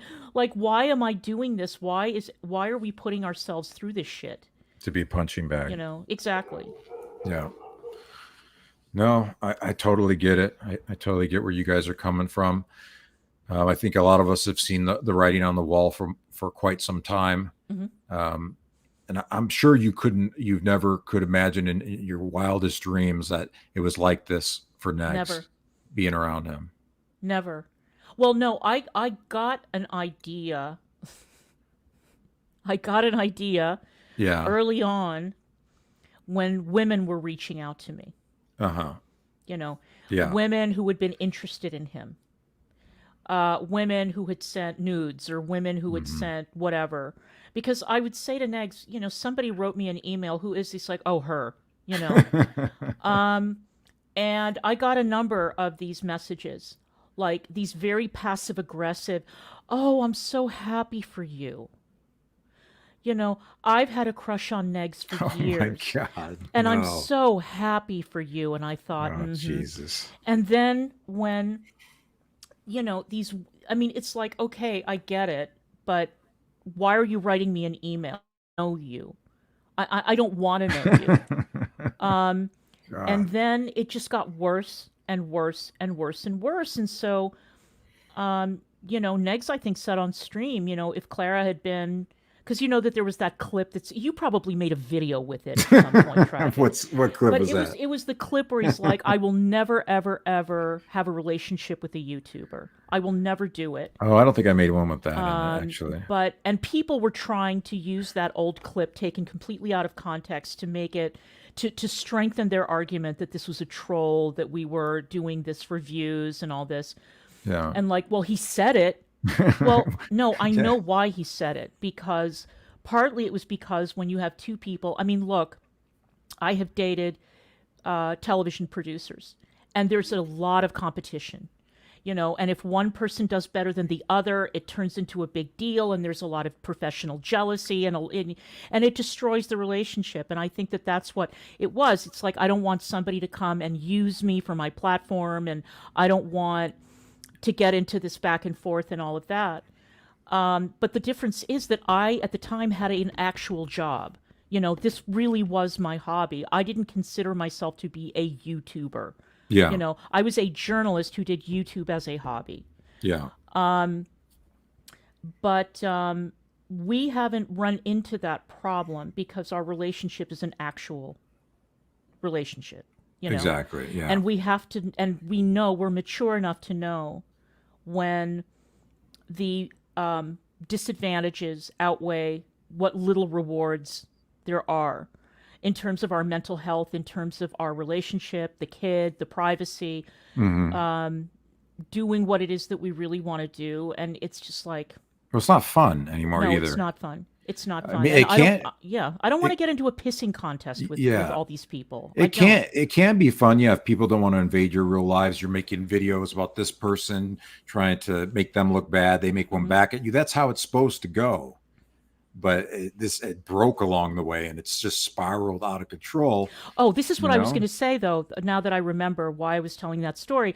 So I think that at one time he said, if Clara had been anyone but a person who has gone through this, she would have left me by now because of all of this shit. Yeah, you it's a know, lot. of the invasion of privacy. If I had been some, normie who never had a channel and never went through this shit, and I saw that my job was being contacted, that I was on kiwi farms, that I was being doxxed, that my kids' pictures were being posted, Yeah. my relatives and people digging up obituaries and people doing all. Very, very few people who have not been through it would want to stick around for that. Quite frankly, nothing personal against Negz or anybody. It's just that it's a lot. And until you've gone through it, you have no way of knowing how much a lot is until you've experienced a lot, you know? Yeah. Yeah. No, I totally get that. I totally get that. But yeah, I mean, there's a lot of people in the chat, showing support, showing love. Ritalin said, I have to believe that things will get better and pan out for the both of you. This wasn't deserved, and I think both of your talents will drive you to success in ways that might not be expected. I So also thank you for think, that. look, I really also want to hammer this home. I'm going to get a little bit to be a bit of a pant load, but here's the thing. There are a lot of things that Negz and I disagree on. You know, we disagree on vaccines. We disagree on Trump. We disagree on. Actually, that's pretty much it. But those are big things, right? Yeah. And somehow, it doesn't matter. Okay, we don't talk about vaccines ever. Okay, I mean, the last time I think vaccines came up in conversation was I was visiting and we were with one of his kids and his girlfriend, and we were waiting because this tattoo joint in another city was running a special and there was this ridiculous line. And we were waiting and waiting, and I realized that I didn't have a charger cord in my car for the phone. And my phone was running out of battery, so I said, okay, I'm going to run to CVS.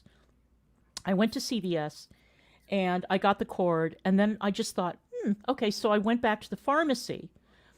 And this is a state where people don't want to get vaccinated, right? Unlike DC, where you have to make an appointment like 2 months in advance. Yeah. So I just wandered back there. They had my vaccine records, and I got a booster.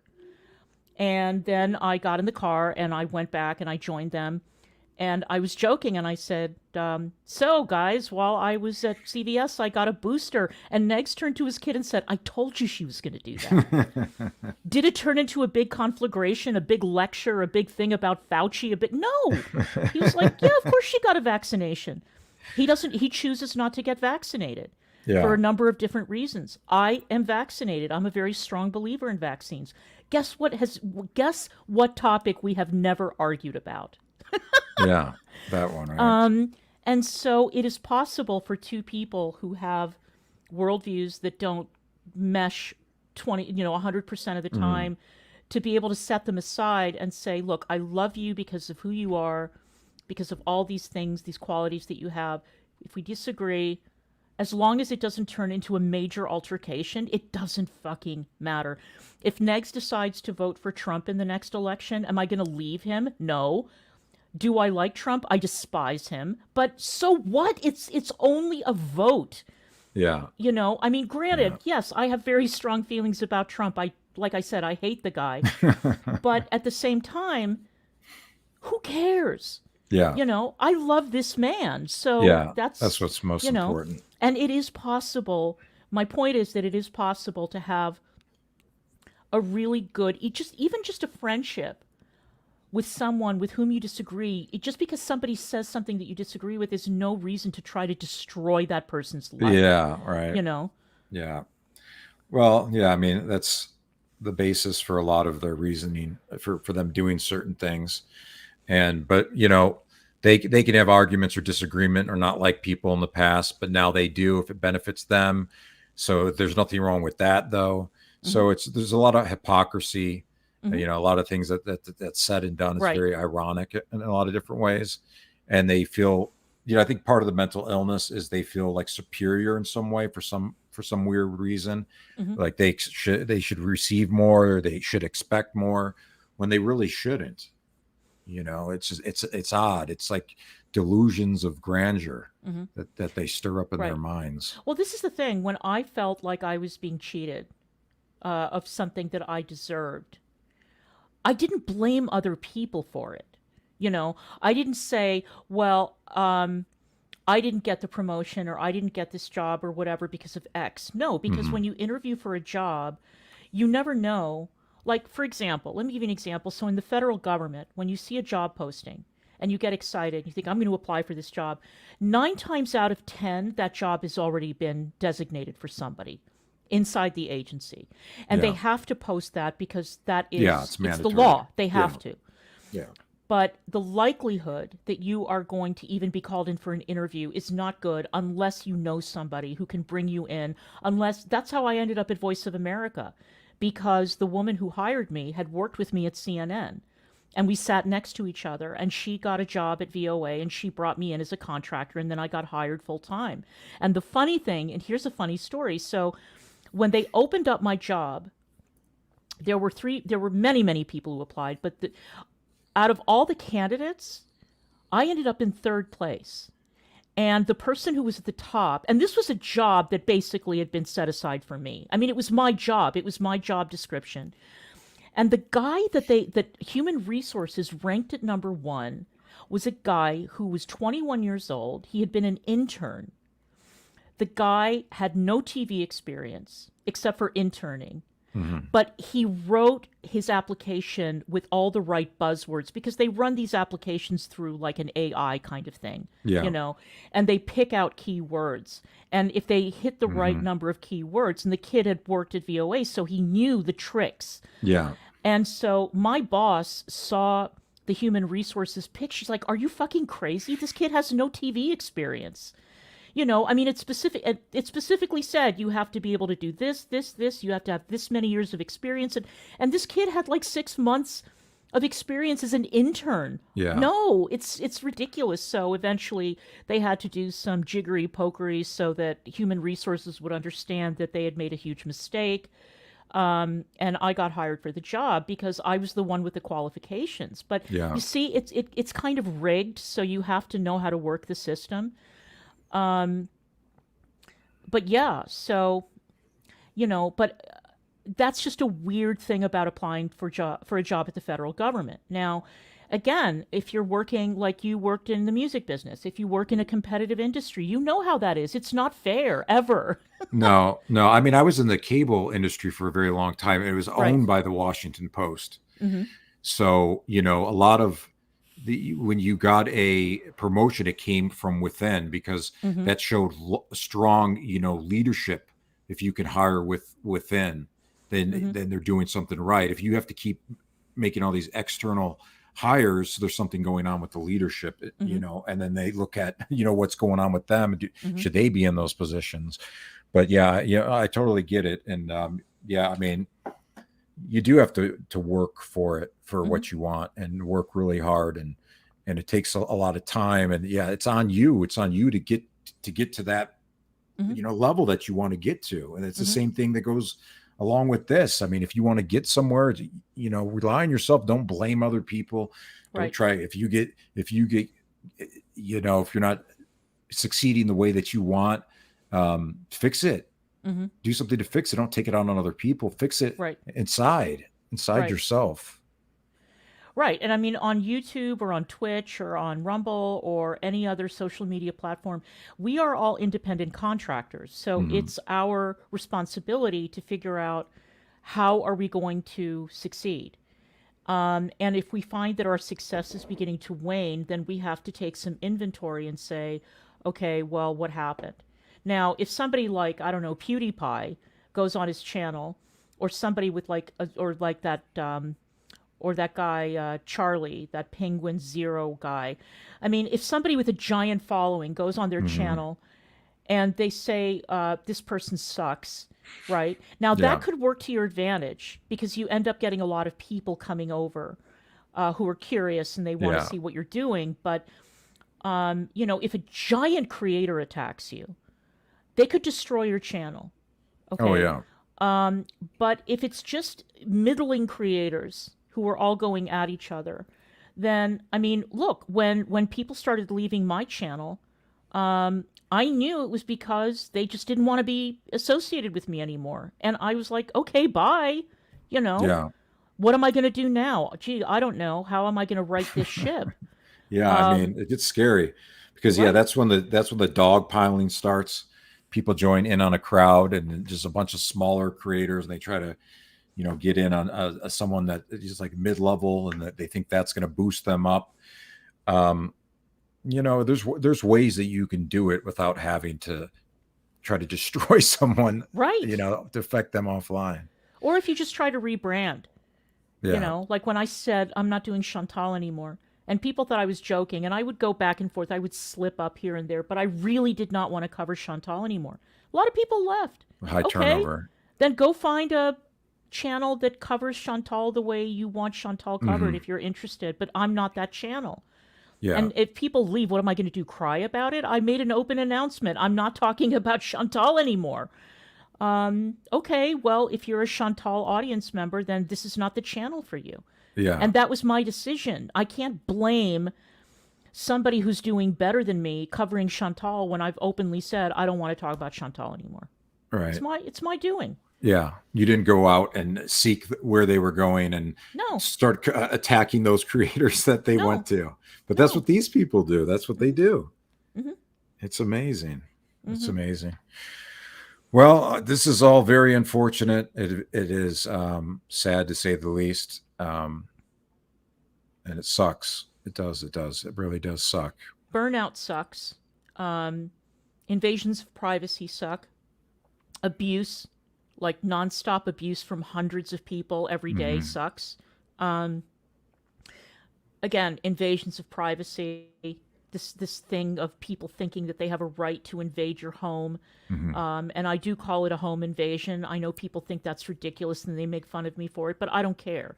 It is a home invasion when people decide that they are going to try and break up your family or try to get the kid taken away, even if they do it as a joke. It's not funny. And so I'm backing out because I don't want to have anything to do with this. I was not involved in the original drama community.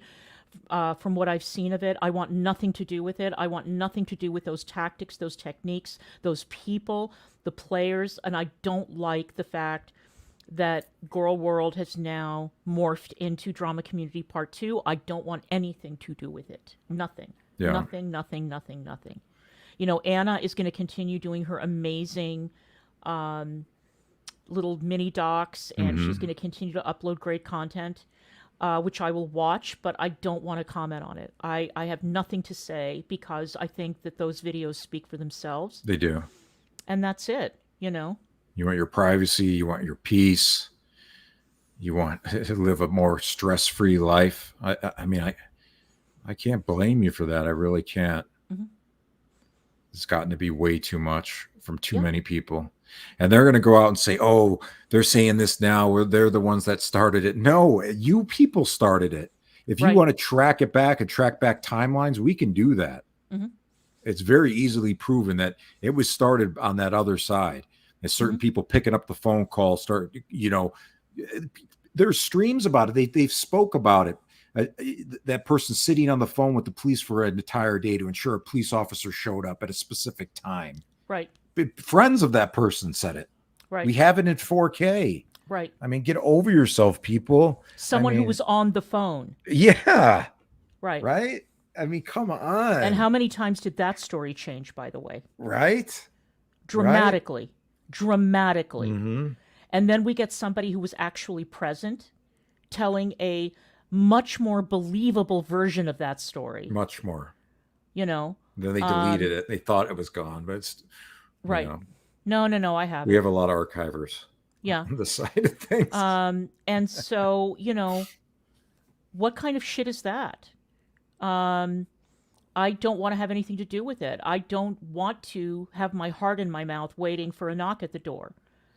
Because the knock has come there has been a knock on the door. There's been more than one, and with all the false accusations and the car being vandalized and all these other things, it's like there comes a point where you're just like, you know what? That's it. That's it. Find somebody else to harass and abuse because we're out. We're out of this business, Really? You hear me? You're roboting.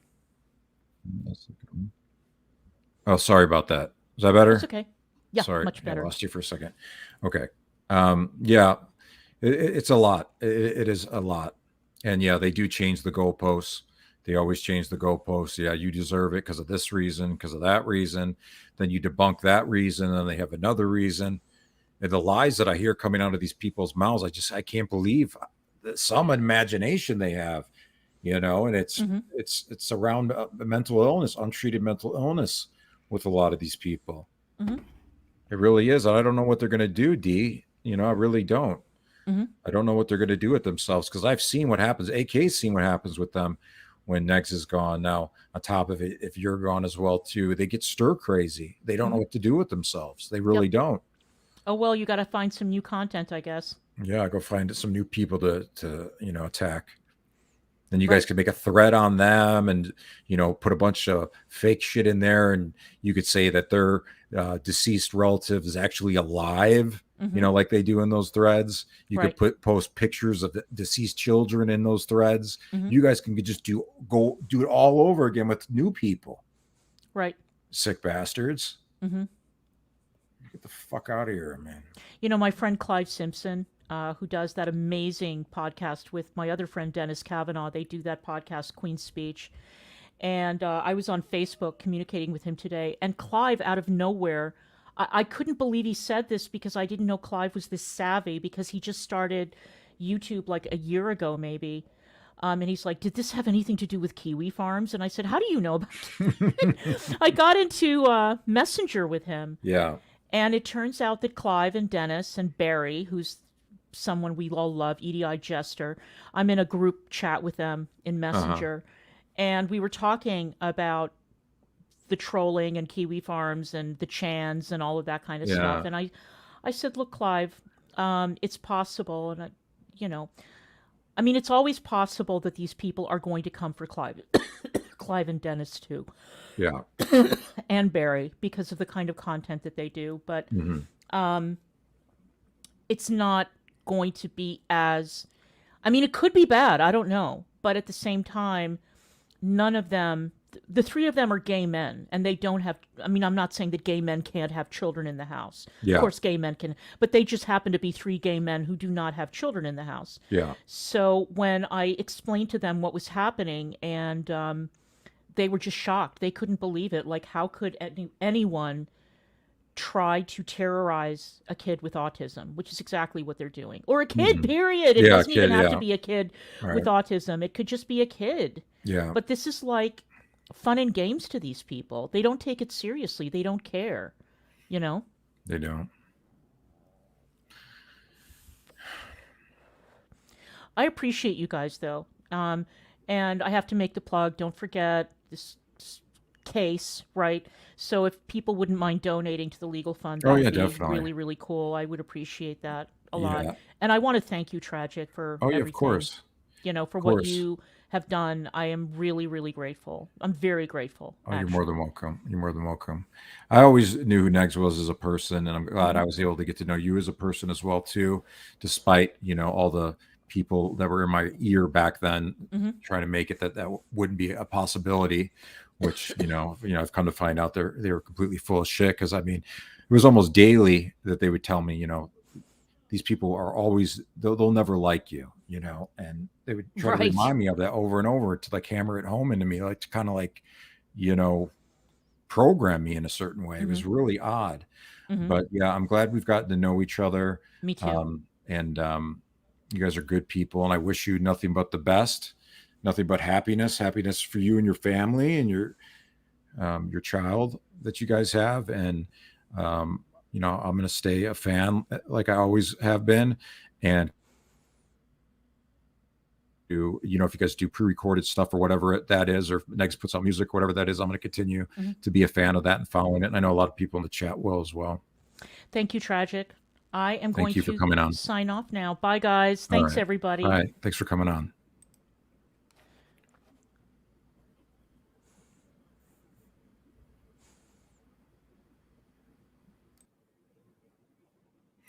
All right. What's up, chat? How you guys doing?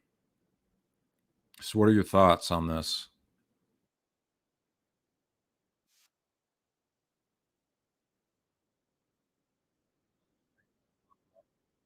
from a lot of these schizopaths. You know that they will. They'll be popping up.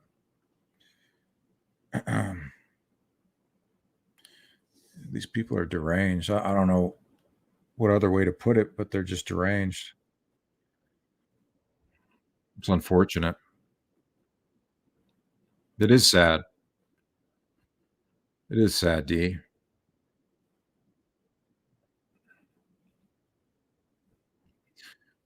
Luna says, I'm heartbroken, but I understand that it's the best route for both of them to take. So sad that it had to go down this way. It's sad. What are your plans? I mean, my plans, I mean, you guys have seen I've made music. I've been making music more lately. I put a song up, you know, call it Psycho, you know, because they say I'm psycho. So I just made a song called that. And a lot of people were talking crap saying this dude can't make music or whatever, but they haven't said shit about that. And, you know, I put a few hours into that. But I'm going to continue to make music. I'm going to continue to make content. You know, there have been threats thrown my way, thrown my direction, things like that. But, you know, I haven't put up with it as long as they have to the degree that they've received it. So I don't know. I mean, I think I'm going to still keep doing me. But I know with certain people, I'm just going to ignore them. Certain people are just too crazy. They're legit schizopaths. And I'm going to stay away. And I've done it with a few of them already as I just make a non-emergency police report and just to have it filed away in case something pops off with some of these people and they go a certain direction because you never know with these people. They're very, very scary. And they're dangerous. Some of them are very dangerous.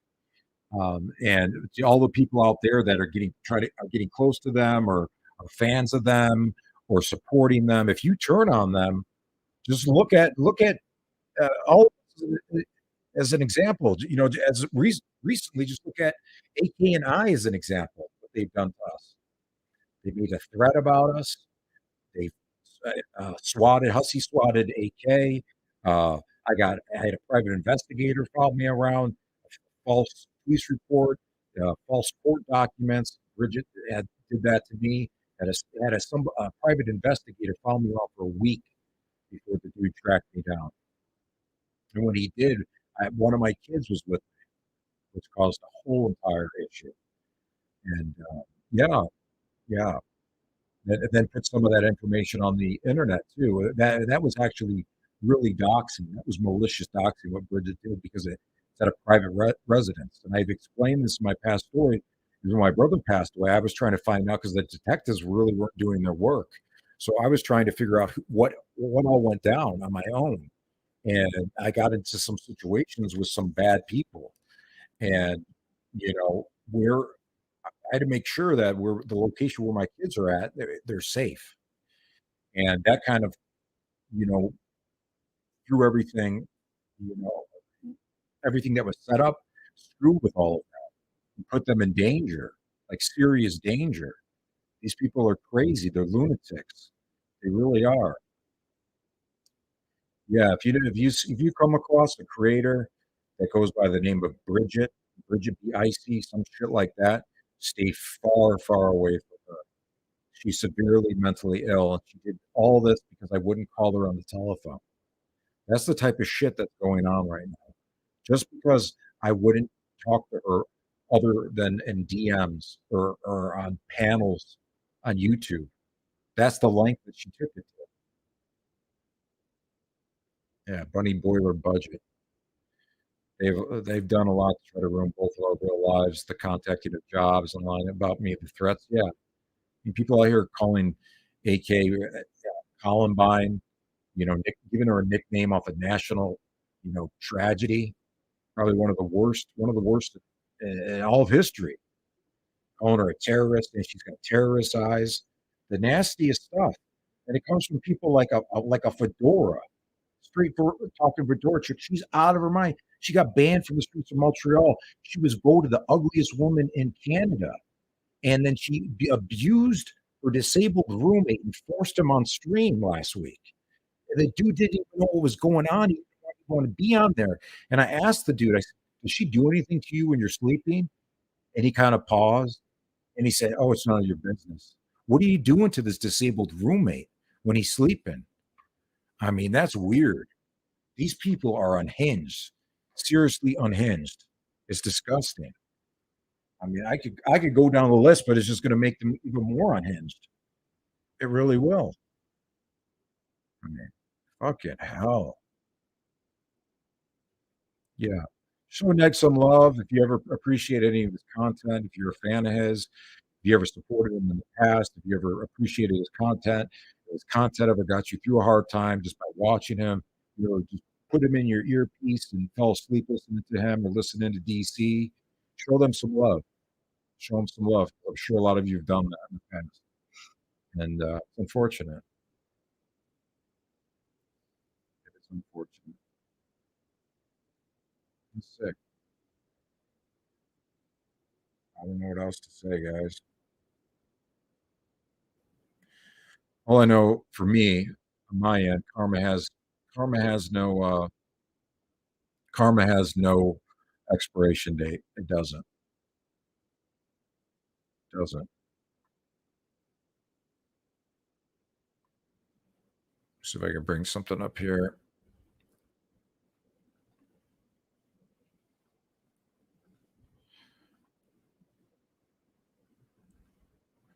You guys be careful.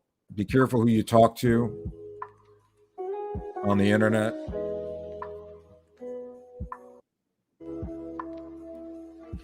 Be careful who you talk to in DMs. Shut your DMs down.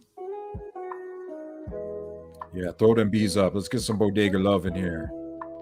Bodega love. Because that's what the bodega is really about, is about love.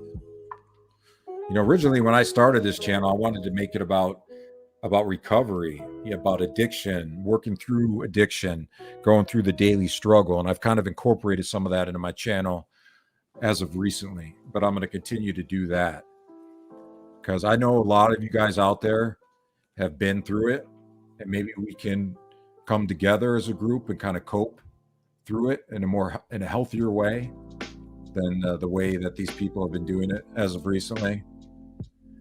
Maybe that's the direction we go in. We still have fun, joke around, goof on people and stuff like that, but at the end of the day, it's all about having fun, having a good time, being entertained, and trying to be better each day. Most of these people out there that are doing this shit, attacking people, they're not trying to better themselves. I mean, Miss Parker, why don't you go find your family? I mean, after all the horrible shit you did to me, you know how easy it could be for me just to pull up that article about you and your entire family and how you lost your entire family? I get it. You've been through a lot. You've suffered through a lot. I mean, people out there like that dude GP, he's been through a lot too. I get it. But you're handling it the wrong way. You're processing it the wrong way. I mean, look at you, GP. All the heat you got on you now because you've always been friends with G-Man. You've always been cool with them. That was all a bullshit fight that you guys had, and then you try to run ops and stuff on 𝓬𝓽𝓼 and those other people. Now they know. And I honestly don't think G-Man ever stopped supporting Shanny or Rev either. I really don't. I think they try to get the heat off them, and GP played a big role in it. And I got some more information on that as well too. But now you have to speak for yourself. Speak for yourself, bro. I mean, I appreciate you giving the information. It was public because it was on the dude's video, on Bald Gay TV's video, but you gave that information to me. You were a weirdo. I didn't want you around. I just wanted that info for you to, get lost. And now you're all mad at me and, making all these weird videos and these weird threats saying you're going to come to where I live and all this stuff. And it's kind of funny. And I know some of the people in the Discord saw this. I know DC and AK saw this. So my tires did get slashed recently. And it cost me a lot of money to replace it. A whole lot of money to replace those tires. And that dude coming on panel saying that shit. These are some fucking psychos. Maybe I'll share that picture. I'll share it in the Discord. Maybe I'll put it on my community tab. But yeah, these are the type of people that would do this type of shit. Slash a fucking tire and just run off. Or see you and throw a rock at you and run off. They're fucking psycho pussy cowards, bitches. It is fucking crazy. Yeah, my tires got slashed.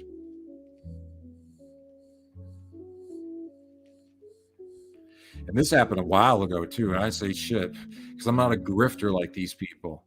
You know how quick, if that happened to any of these people, how quick they'd throw that up on their channel? So in hopes that people give them money for it. I mean, get the fuck out of here.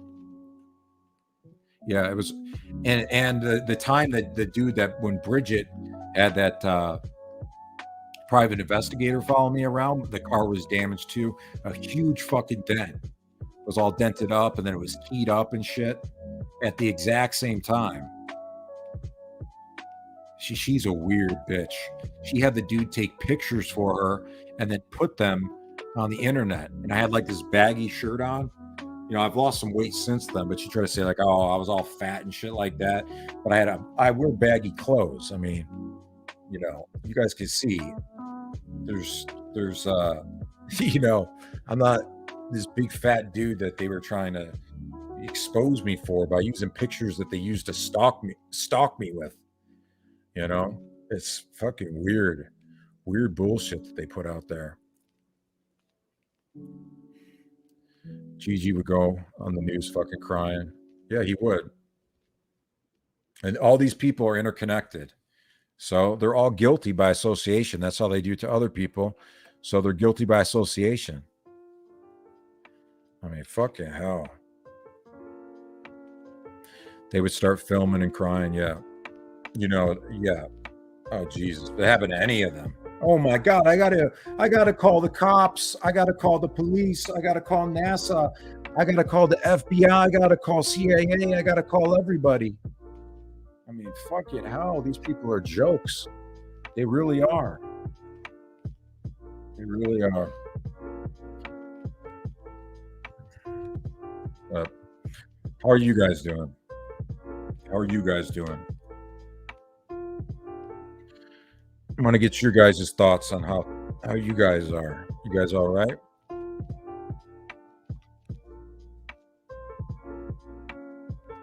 Yeah, you call the sheriff over a meme.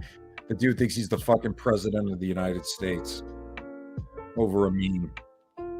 You know? God. I mean, Twitter didn't even take that down. That homie put up. They didn't get it taken down. I mean, it's a fucking video game, dude. It's from a fucking video game. Chill the fuck out, you fucking pussy.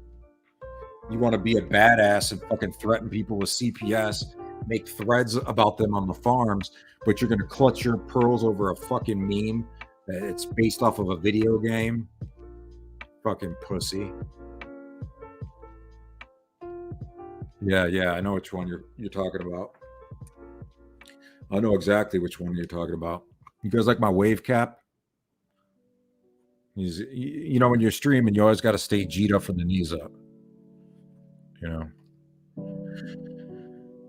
you need a hug, but you're all right. More worried about Negz in DC. Hey, peace out, Ritalin. Thanks for coming in the chat, homie. Peace out, man. Right, Goth. Gigi getting butt hurt over words in the chat. He knows isn't a threat. He's a little bitch. Yeah, he is. He's not mentally well, Goth. That's what I'm trying to say.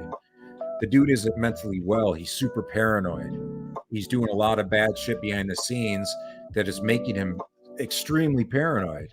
And I hope he takes me to court. I really do. I hope he civilly sues me so I can expose every detail in his life, because that's would be my objective, would to get every little piece of the bullshit exposed about him. And let me tell you that there's a lot going on there. That dude moved for a reason and left a lot of wreckage behind, didn't you, Gigi? A lot of wreckage. A lot of fucking wreckage. That's what a lot of these people have left around. A lot of wreckage. Belinda's left a lot of wreckage. where she's, you know, a lot of records, a lot of damaged a lot of people. You know, I've been through some bad times, you know, but I try to right my wrongs every day, try to make things better. These people do the opposite. They really do.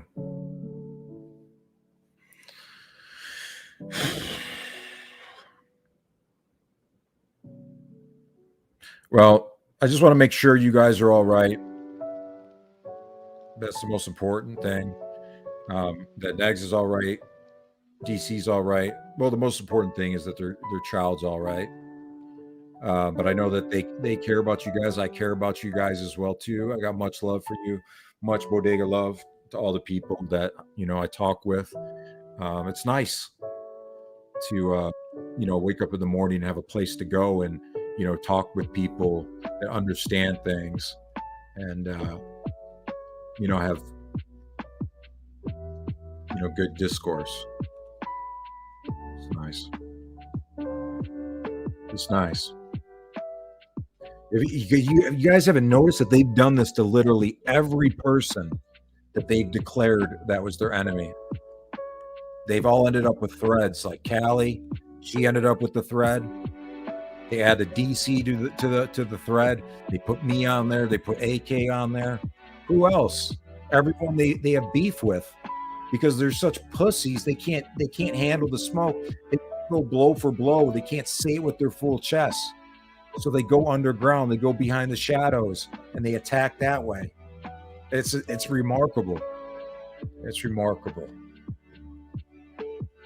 But yeah, you guys show Negz some love, and show DC some love.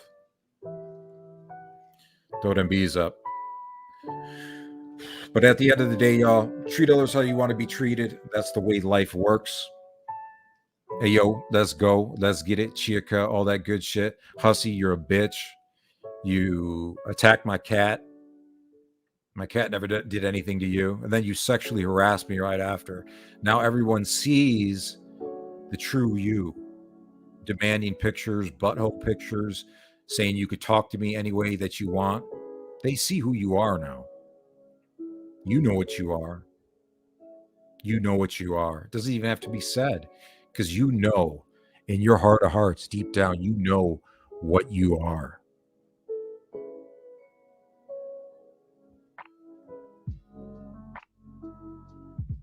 Yeah, justice for fucking Chunk. Chunk could be a fucking supermodel. He could be in the movies. That's my emotional support animal. He's flicking off my emotional support animal. I mean, come on. You have that much hate? Get over yourself. Yeah, my cat. There's a clip of it on my channel. I should put that shit up here since I got you guys here. You guys should see this shit. And go watch the rest of my videos. Go watch the receipt videos. Go watch the streams that I do with AK. You want to learn more about these people. They're horrible people. They really are. I got a lot of great members-only content, too. A lot of good stuff in there. Like, Hussy thinks he's pulling something, like taking select things and taking things out of context. In a conflict that happened a long time ago after beef was squashed, things were settled. You know, friendships were reformed again. All that information has already been dumped. All of it is accessible. So I don't know what you're trying to do. That was dumped months ago. Now you're trying to do something with it now? No. That's not the way it works, dipshit. It's not the way it works. And the Gaining Ground, he flags literally every video on all his sock accounts. Any video that has to do with him, all of his hundreds of sock accounts that he has, he flags it. So then I got to speak to YouTube each time he does it. He does it every single time on the same damn accounts, which is really stupid to do in the first place.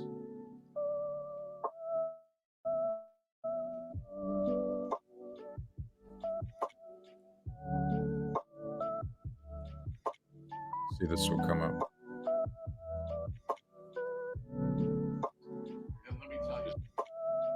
This dude is deranged. These people are deranged. This is what I'm talking about. What we deal with these people. Baby, I'll call you any fucking thing I want. Let me do this from the beginning. That you said that's the ugliest fucking cat I've ever fucking seen. Are you Fuck kidding you me? and fuck your cat. Fuck you and fuck your cat. You fucking look like a freak just like your father. You look like a freak just like your father. That's you know what? You can't even afford a cat. Why you got 2 dogs? You can't afford a cat. Why you got 2 dogs? Look at you. You're a bum, tragic. You're always gonna be a bum. All right? The best time of your life was when I had you in as a friend. Let me turn this background music down.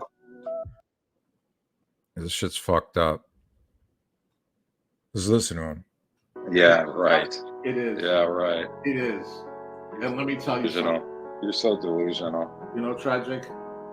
The fun is just getting started. You should have taken the out. The fun is just getting started. I'll do what I want to do. Me out. I'll do what I want to do. You got that, baby? In a bad You place. got that, baby? You got that, sweetheart? You got that? I do what I'll fucking talk to you any goddamn way I want. Don't talk to me like that. I'll talk to you any fucking baby. I'll call you any fucking thing I want. The sexual harassment. You got oh baby, you sending me fucking cock pictures isn't sexual harassment. Next, putting up cock pictures. I never sent you shit. Yes, you did. What you? I didn't beg you for shit. You begged me to see the one picture that the whole entire internet already had. Big whoopee.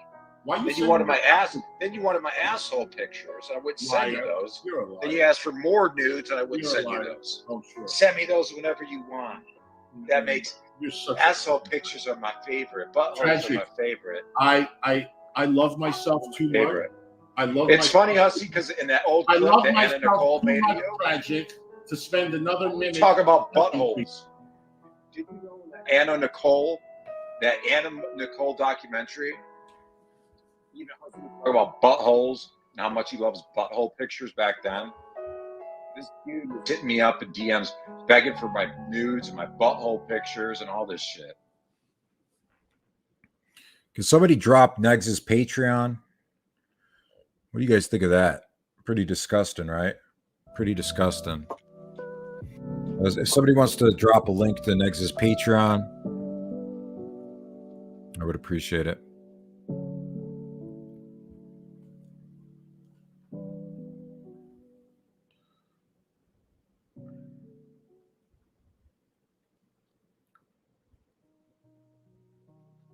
This is what I deal with these people. This one time Gigi spurred on Twitter with all this it was like this rant, like he was like in this manic rant. I got to finish making that Twitter video. I got the video of Belinda demanding to see the obituary for my brother, my deceased brother, demanding it, and Gigi being in the conversation and not doing shit about it or saying anything about it. They're not, because they're schizopaths. You can't reason with a psycho. You just can't. With sociopathic tendencies. You just can't. Oh, thanks for dropping that link in there, Luna. Appreciate that. But yeah, you can't reason. These people are monsters. They're maniacs.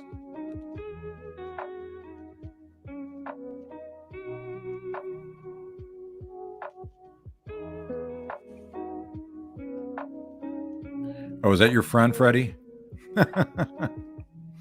Yeah, it's all funny when he does it to everybody else. He thinks it's hilarious when he's in a certain group circle and they do it to other people. But if it happens to him, oh God, call the CIA, call the FBI, call Homeland Security, call NSA. For fuck's sake, call NASA.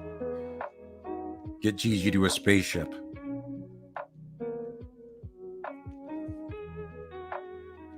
I think I closed out of Discord. What's going on there?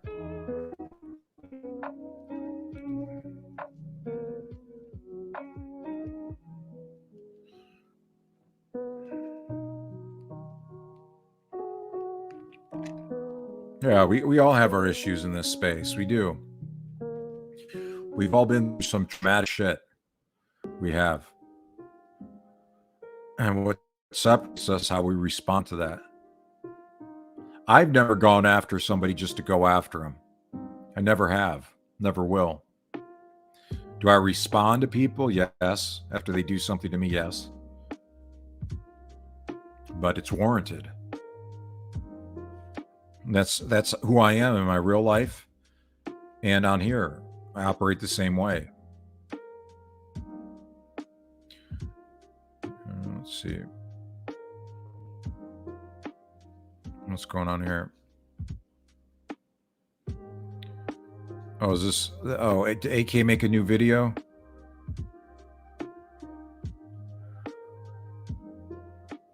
So yeah, so there's a phone number. If anybody wants to get back to me, this number 514-819-9534. 514-819-9534. If you have any information on that phone number, my email is tragicthagod@gmail.com.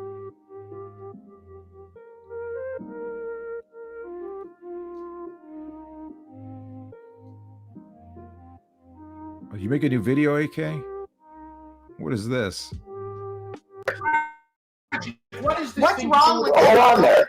Oh no. What is this thing you do with it? What is this fucking thing you do? It's fucking. Oh, no. You guys subscribe to this channel too. You haven't already. What is this What's thing wrong you do with Hold on there. What is this thing you do? I got to get new AirPods. What is this? My fucking headphones thing you suck. do? It's fucking. What is Oh, I got to show it. What is this? Oh no. Tragic, what is this What's thing wrong you do with with Hold on there. What is this thing you do with it? What is this? Fucking thing you do? It's fucking. What is Oh God, look at those zits on that nose. Ugh. Day long. when I tell you to oink, Is you that how you oink. talk now, motherfucker? Is that how you fucking talk now? You didn't talk You that nasty way rage in the pig. community. You didn't. You rage. Nothing. You rage pig. Now that you're You're a nasty rage Rage pig. pig. Definitely. Motherfucker. What are you talking about? Motherfucker. What are you talking about? I would have dumped your I ass. am. I gotta put lipstick on. Have a good time today. Yes, we have.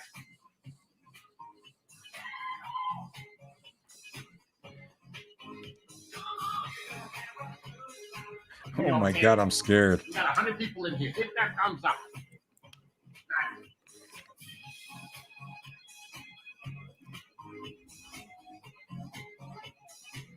Catchphrases.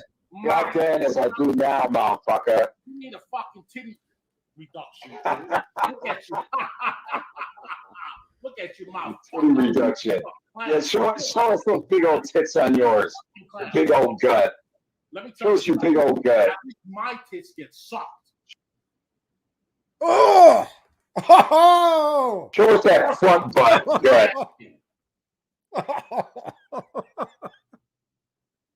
At least motherfucker. Oh my God, you're a lunatic. You're a raging lunatic. You're You're a fucking rage pig. Don't skip the Let me see. You're a rage pig.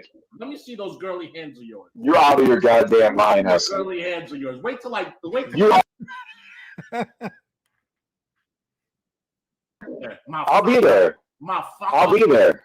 What's up with this lipstick? You know what those DMs? You know what those DMs where you said that you make money harassing DC? No, I don't. Yeah, remember you said that? Remember you said that? Shut up and listen. You said to me. Shut your up. fans love when you harass DC. That your fans love when you harass DC. That's how you make your money. Sure did. Yeah, motherfucker. You Yeah, want me to right. expose those, You but I won't. exact shit, man. Oh, those won't be exposed. Remember you when you came out and these made up names of these imaginary You're babies? a fucking disgusting, pitiful of a 42-year-old man. Look, Yeah. look at Where's that breathing machine of yours?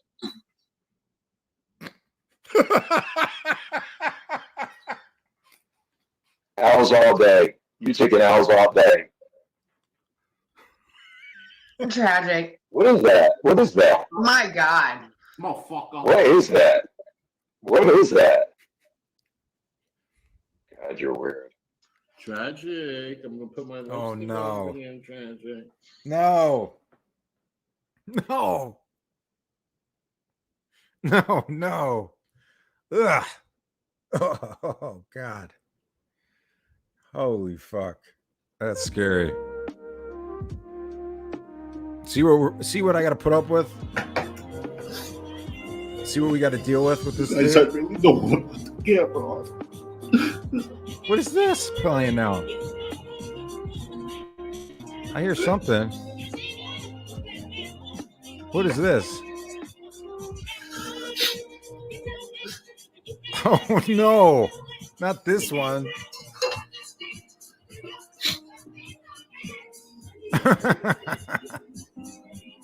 I was fine until I started to speak. I guess, Freddie. More like sexual harassment. No means no, motherfucker. Bingo.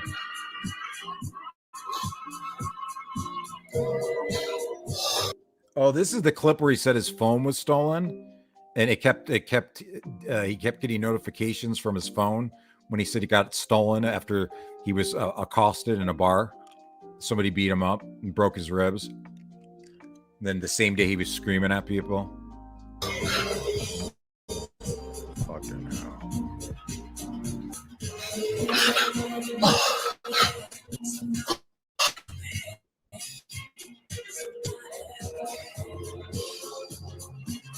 Ow!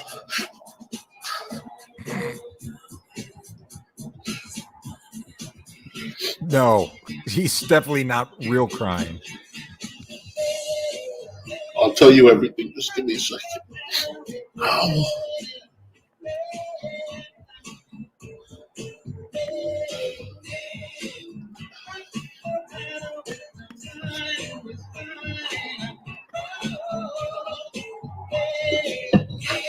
This was like 2 weeks ago. Like 2 weeks ago. You made this shit all up. No hospital bills, no invoices, no like when you leave a hospital, they give you like instructions on what you should do to make sure you keep yourself okay. None of that. He made all this shit up.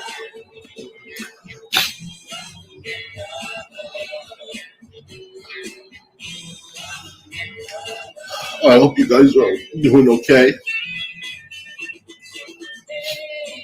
So let me hold on.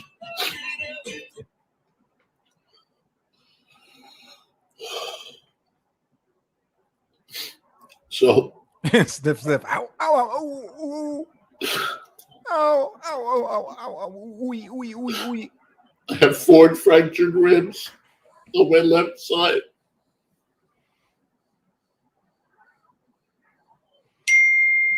There's another ding from the stolen cell phone that he said was stolen.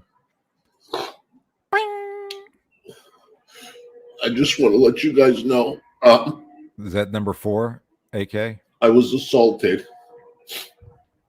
He made all this up, guys. I was all attacked Thursday.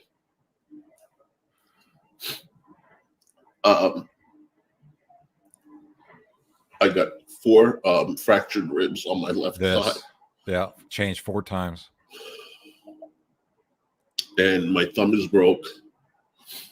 He went and bought a splint from the CVS. Thursday night when I was going out. I can't bend my thumb. It was all green. It's hard. Ugh. Azida.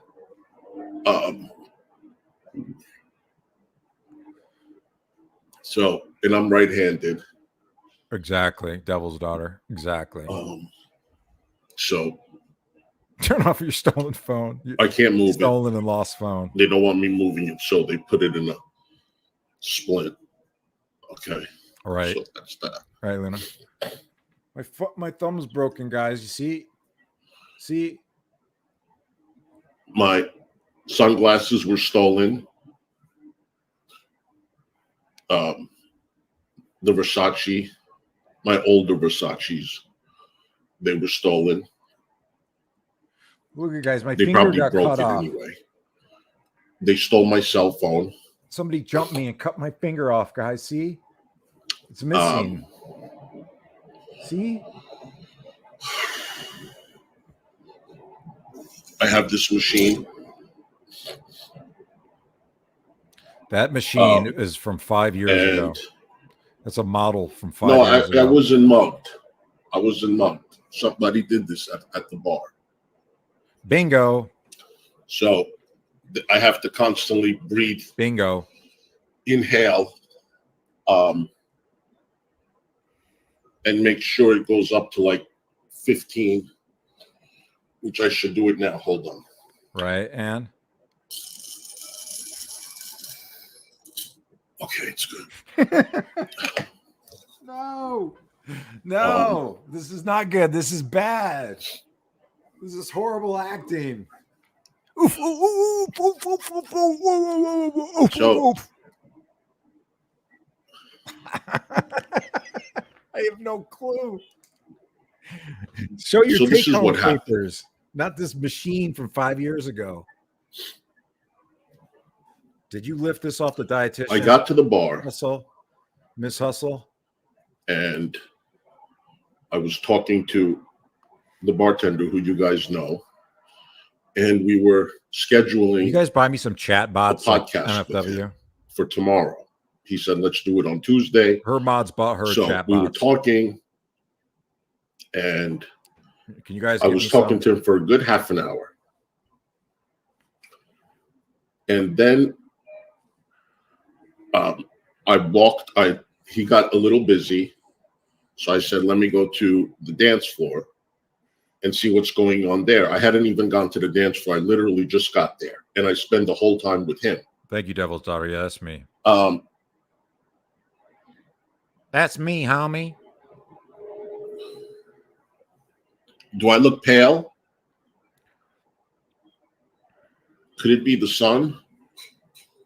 I wanted to contract Negz for the merge. You get the live stream on it, but people ruined that shit. I am pale. Fuckers ruined that. Now what are they going to do with all their time? Oh, brother. Fucking weirdos. He is a moron. This is a joke. You are pale? All right.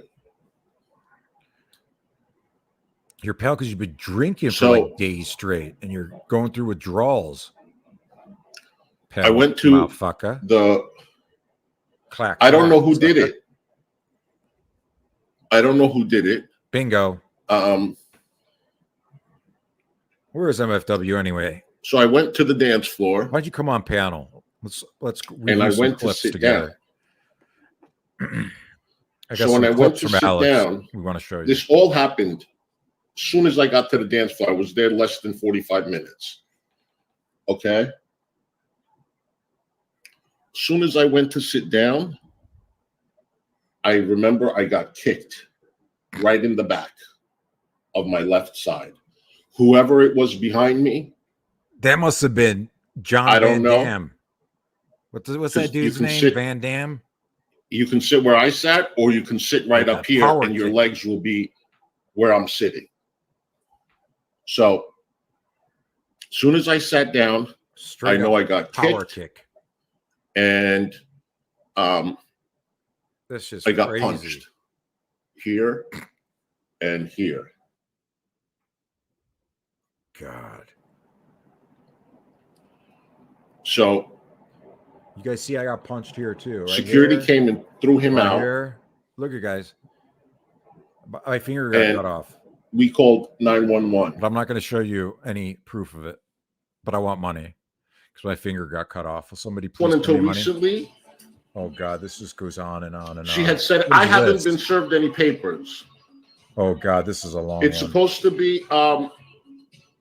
It's a, Well, you guys got to go check this channel out because there's tons of shit on here that exposes these people. Tons and tons. Tons and tons and tons and tons. So what's going on with MFW? I heard Orange broke up with her or something. What's going on with that? I broke 4 ribs when I crashed my car drifting, and being 38 at the time, it took 4 months to heal, and it hurt like hell. Exactly. He was screaming at people the same day, and the next day, screaming at people, and then go oof, oof, oof. Where are those clips at? The same day or the next day or something, screaming at people at the top of his lungs, screaming at Sherry. What the hell's Sherry at? Where's Sherry at? Well, this is awesome. I appreciate you guys being in the chat. I really do. I think this is a good number of people to put a quorum together, a forum of sorts. We'll get our own forums and threads going. Well, we kind of already have that, don't we, AK? Alex? We got our own threads made. A forum with threads with content and archiving, like actual archiving. Yeah, we had that, don't we? We have a lot of that. Well, I guess it's going to be pretty interesting going forward and see how this all works out, what these people are going to do, what target they go after, or what targets. Looks like the gaining ground's going after Monty still. Over what? Who knows? White knighting for DcMediaGirl. DcMediaGirl, the girl that recorded, or she live streamed a NA meeting. She was in an NA meeting in rehab, recorded a Narcotics Anonymous meeting, and she wasn't recording it, she was streaming it and playing it in her Discord voice chat. Did you guys know that? I actually have a copy of that too somewhere. Somebody sent it to me. So it's going to be fun. Let the games begin. Let the games begin. We were in DcMediaGirl's Discord too. We downloaded that whole entire motherfucker. There was some crazy shit being said in there. A lot of racist shit, huh? From a bunch of white people. Holy fuck.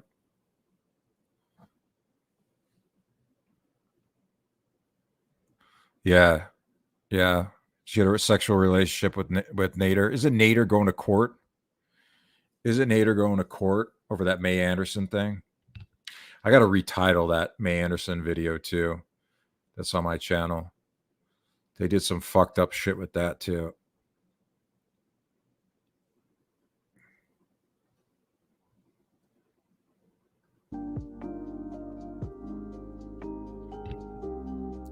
Yeah, thank you, Luna. Thank you, guys. I really appreciate you guys coming into the chat, hanging out, having a good time.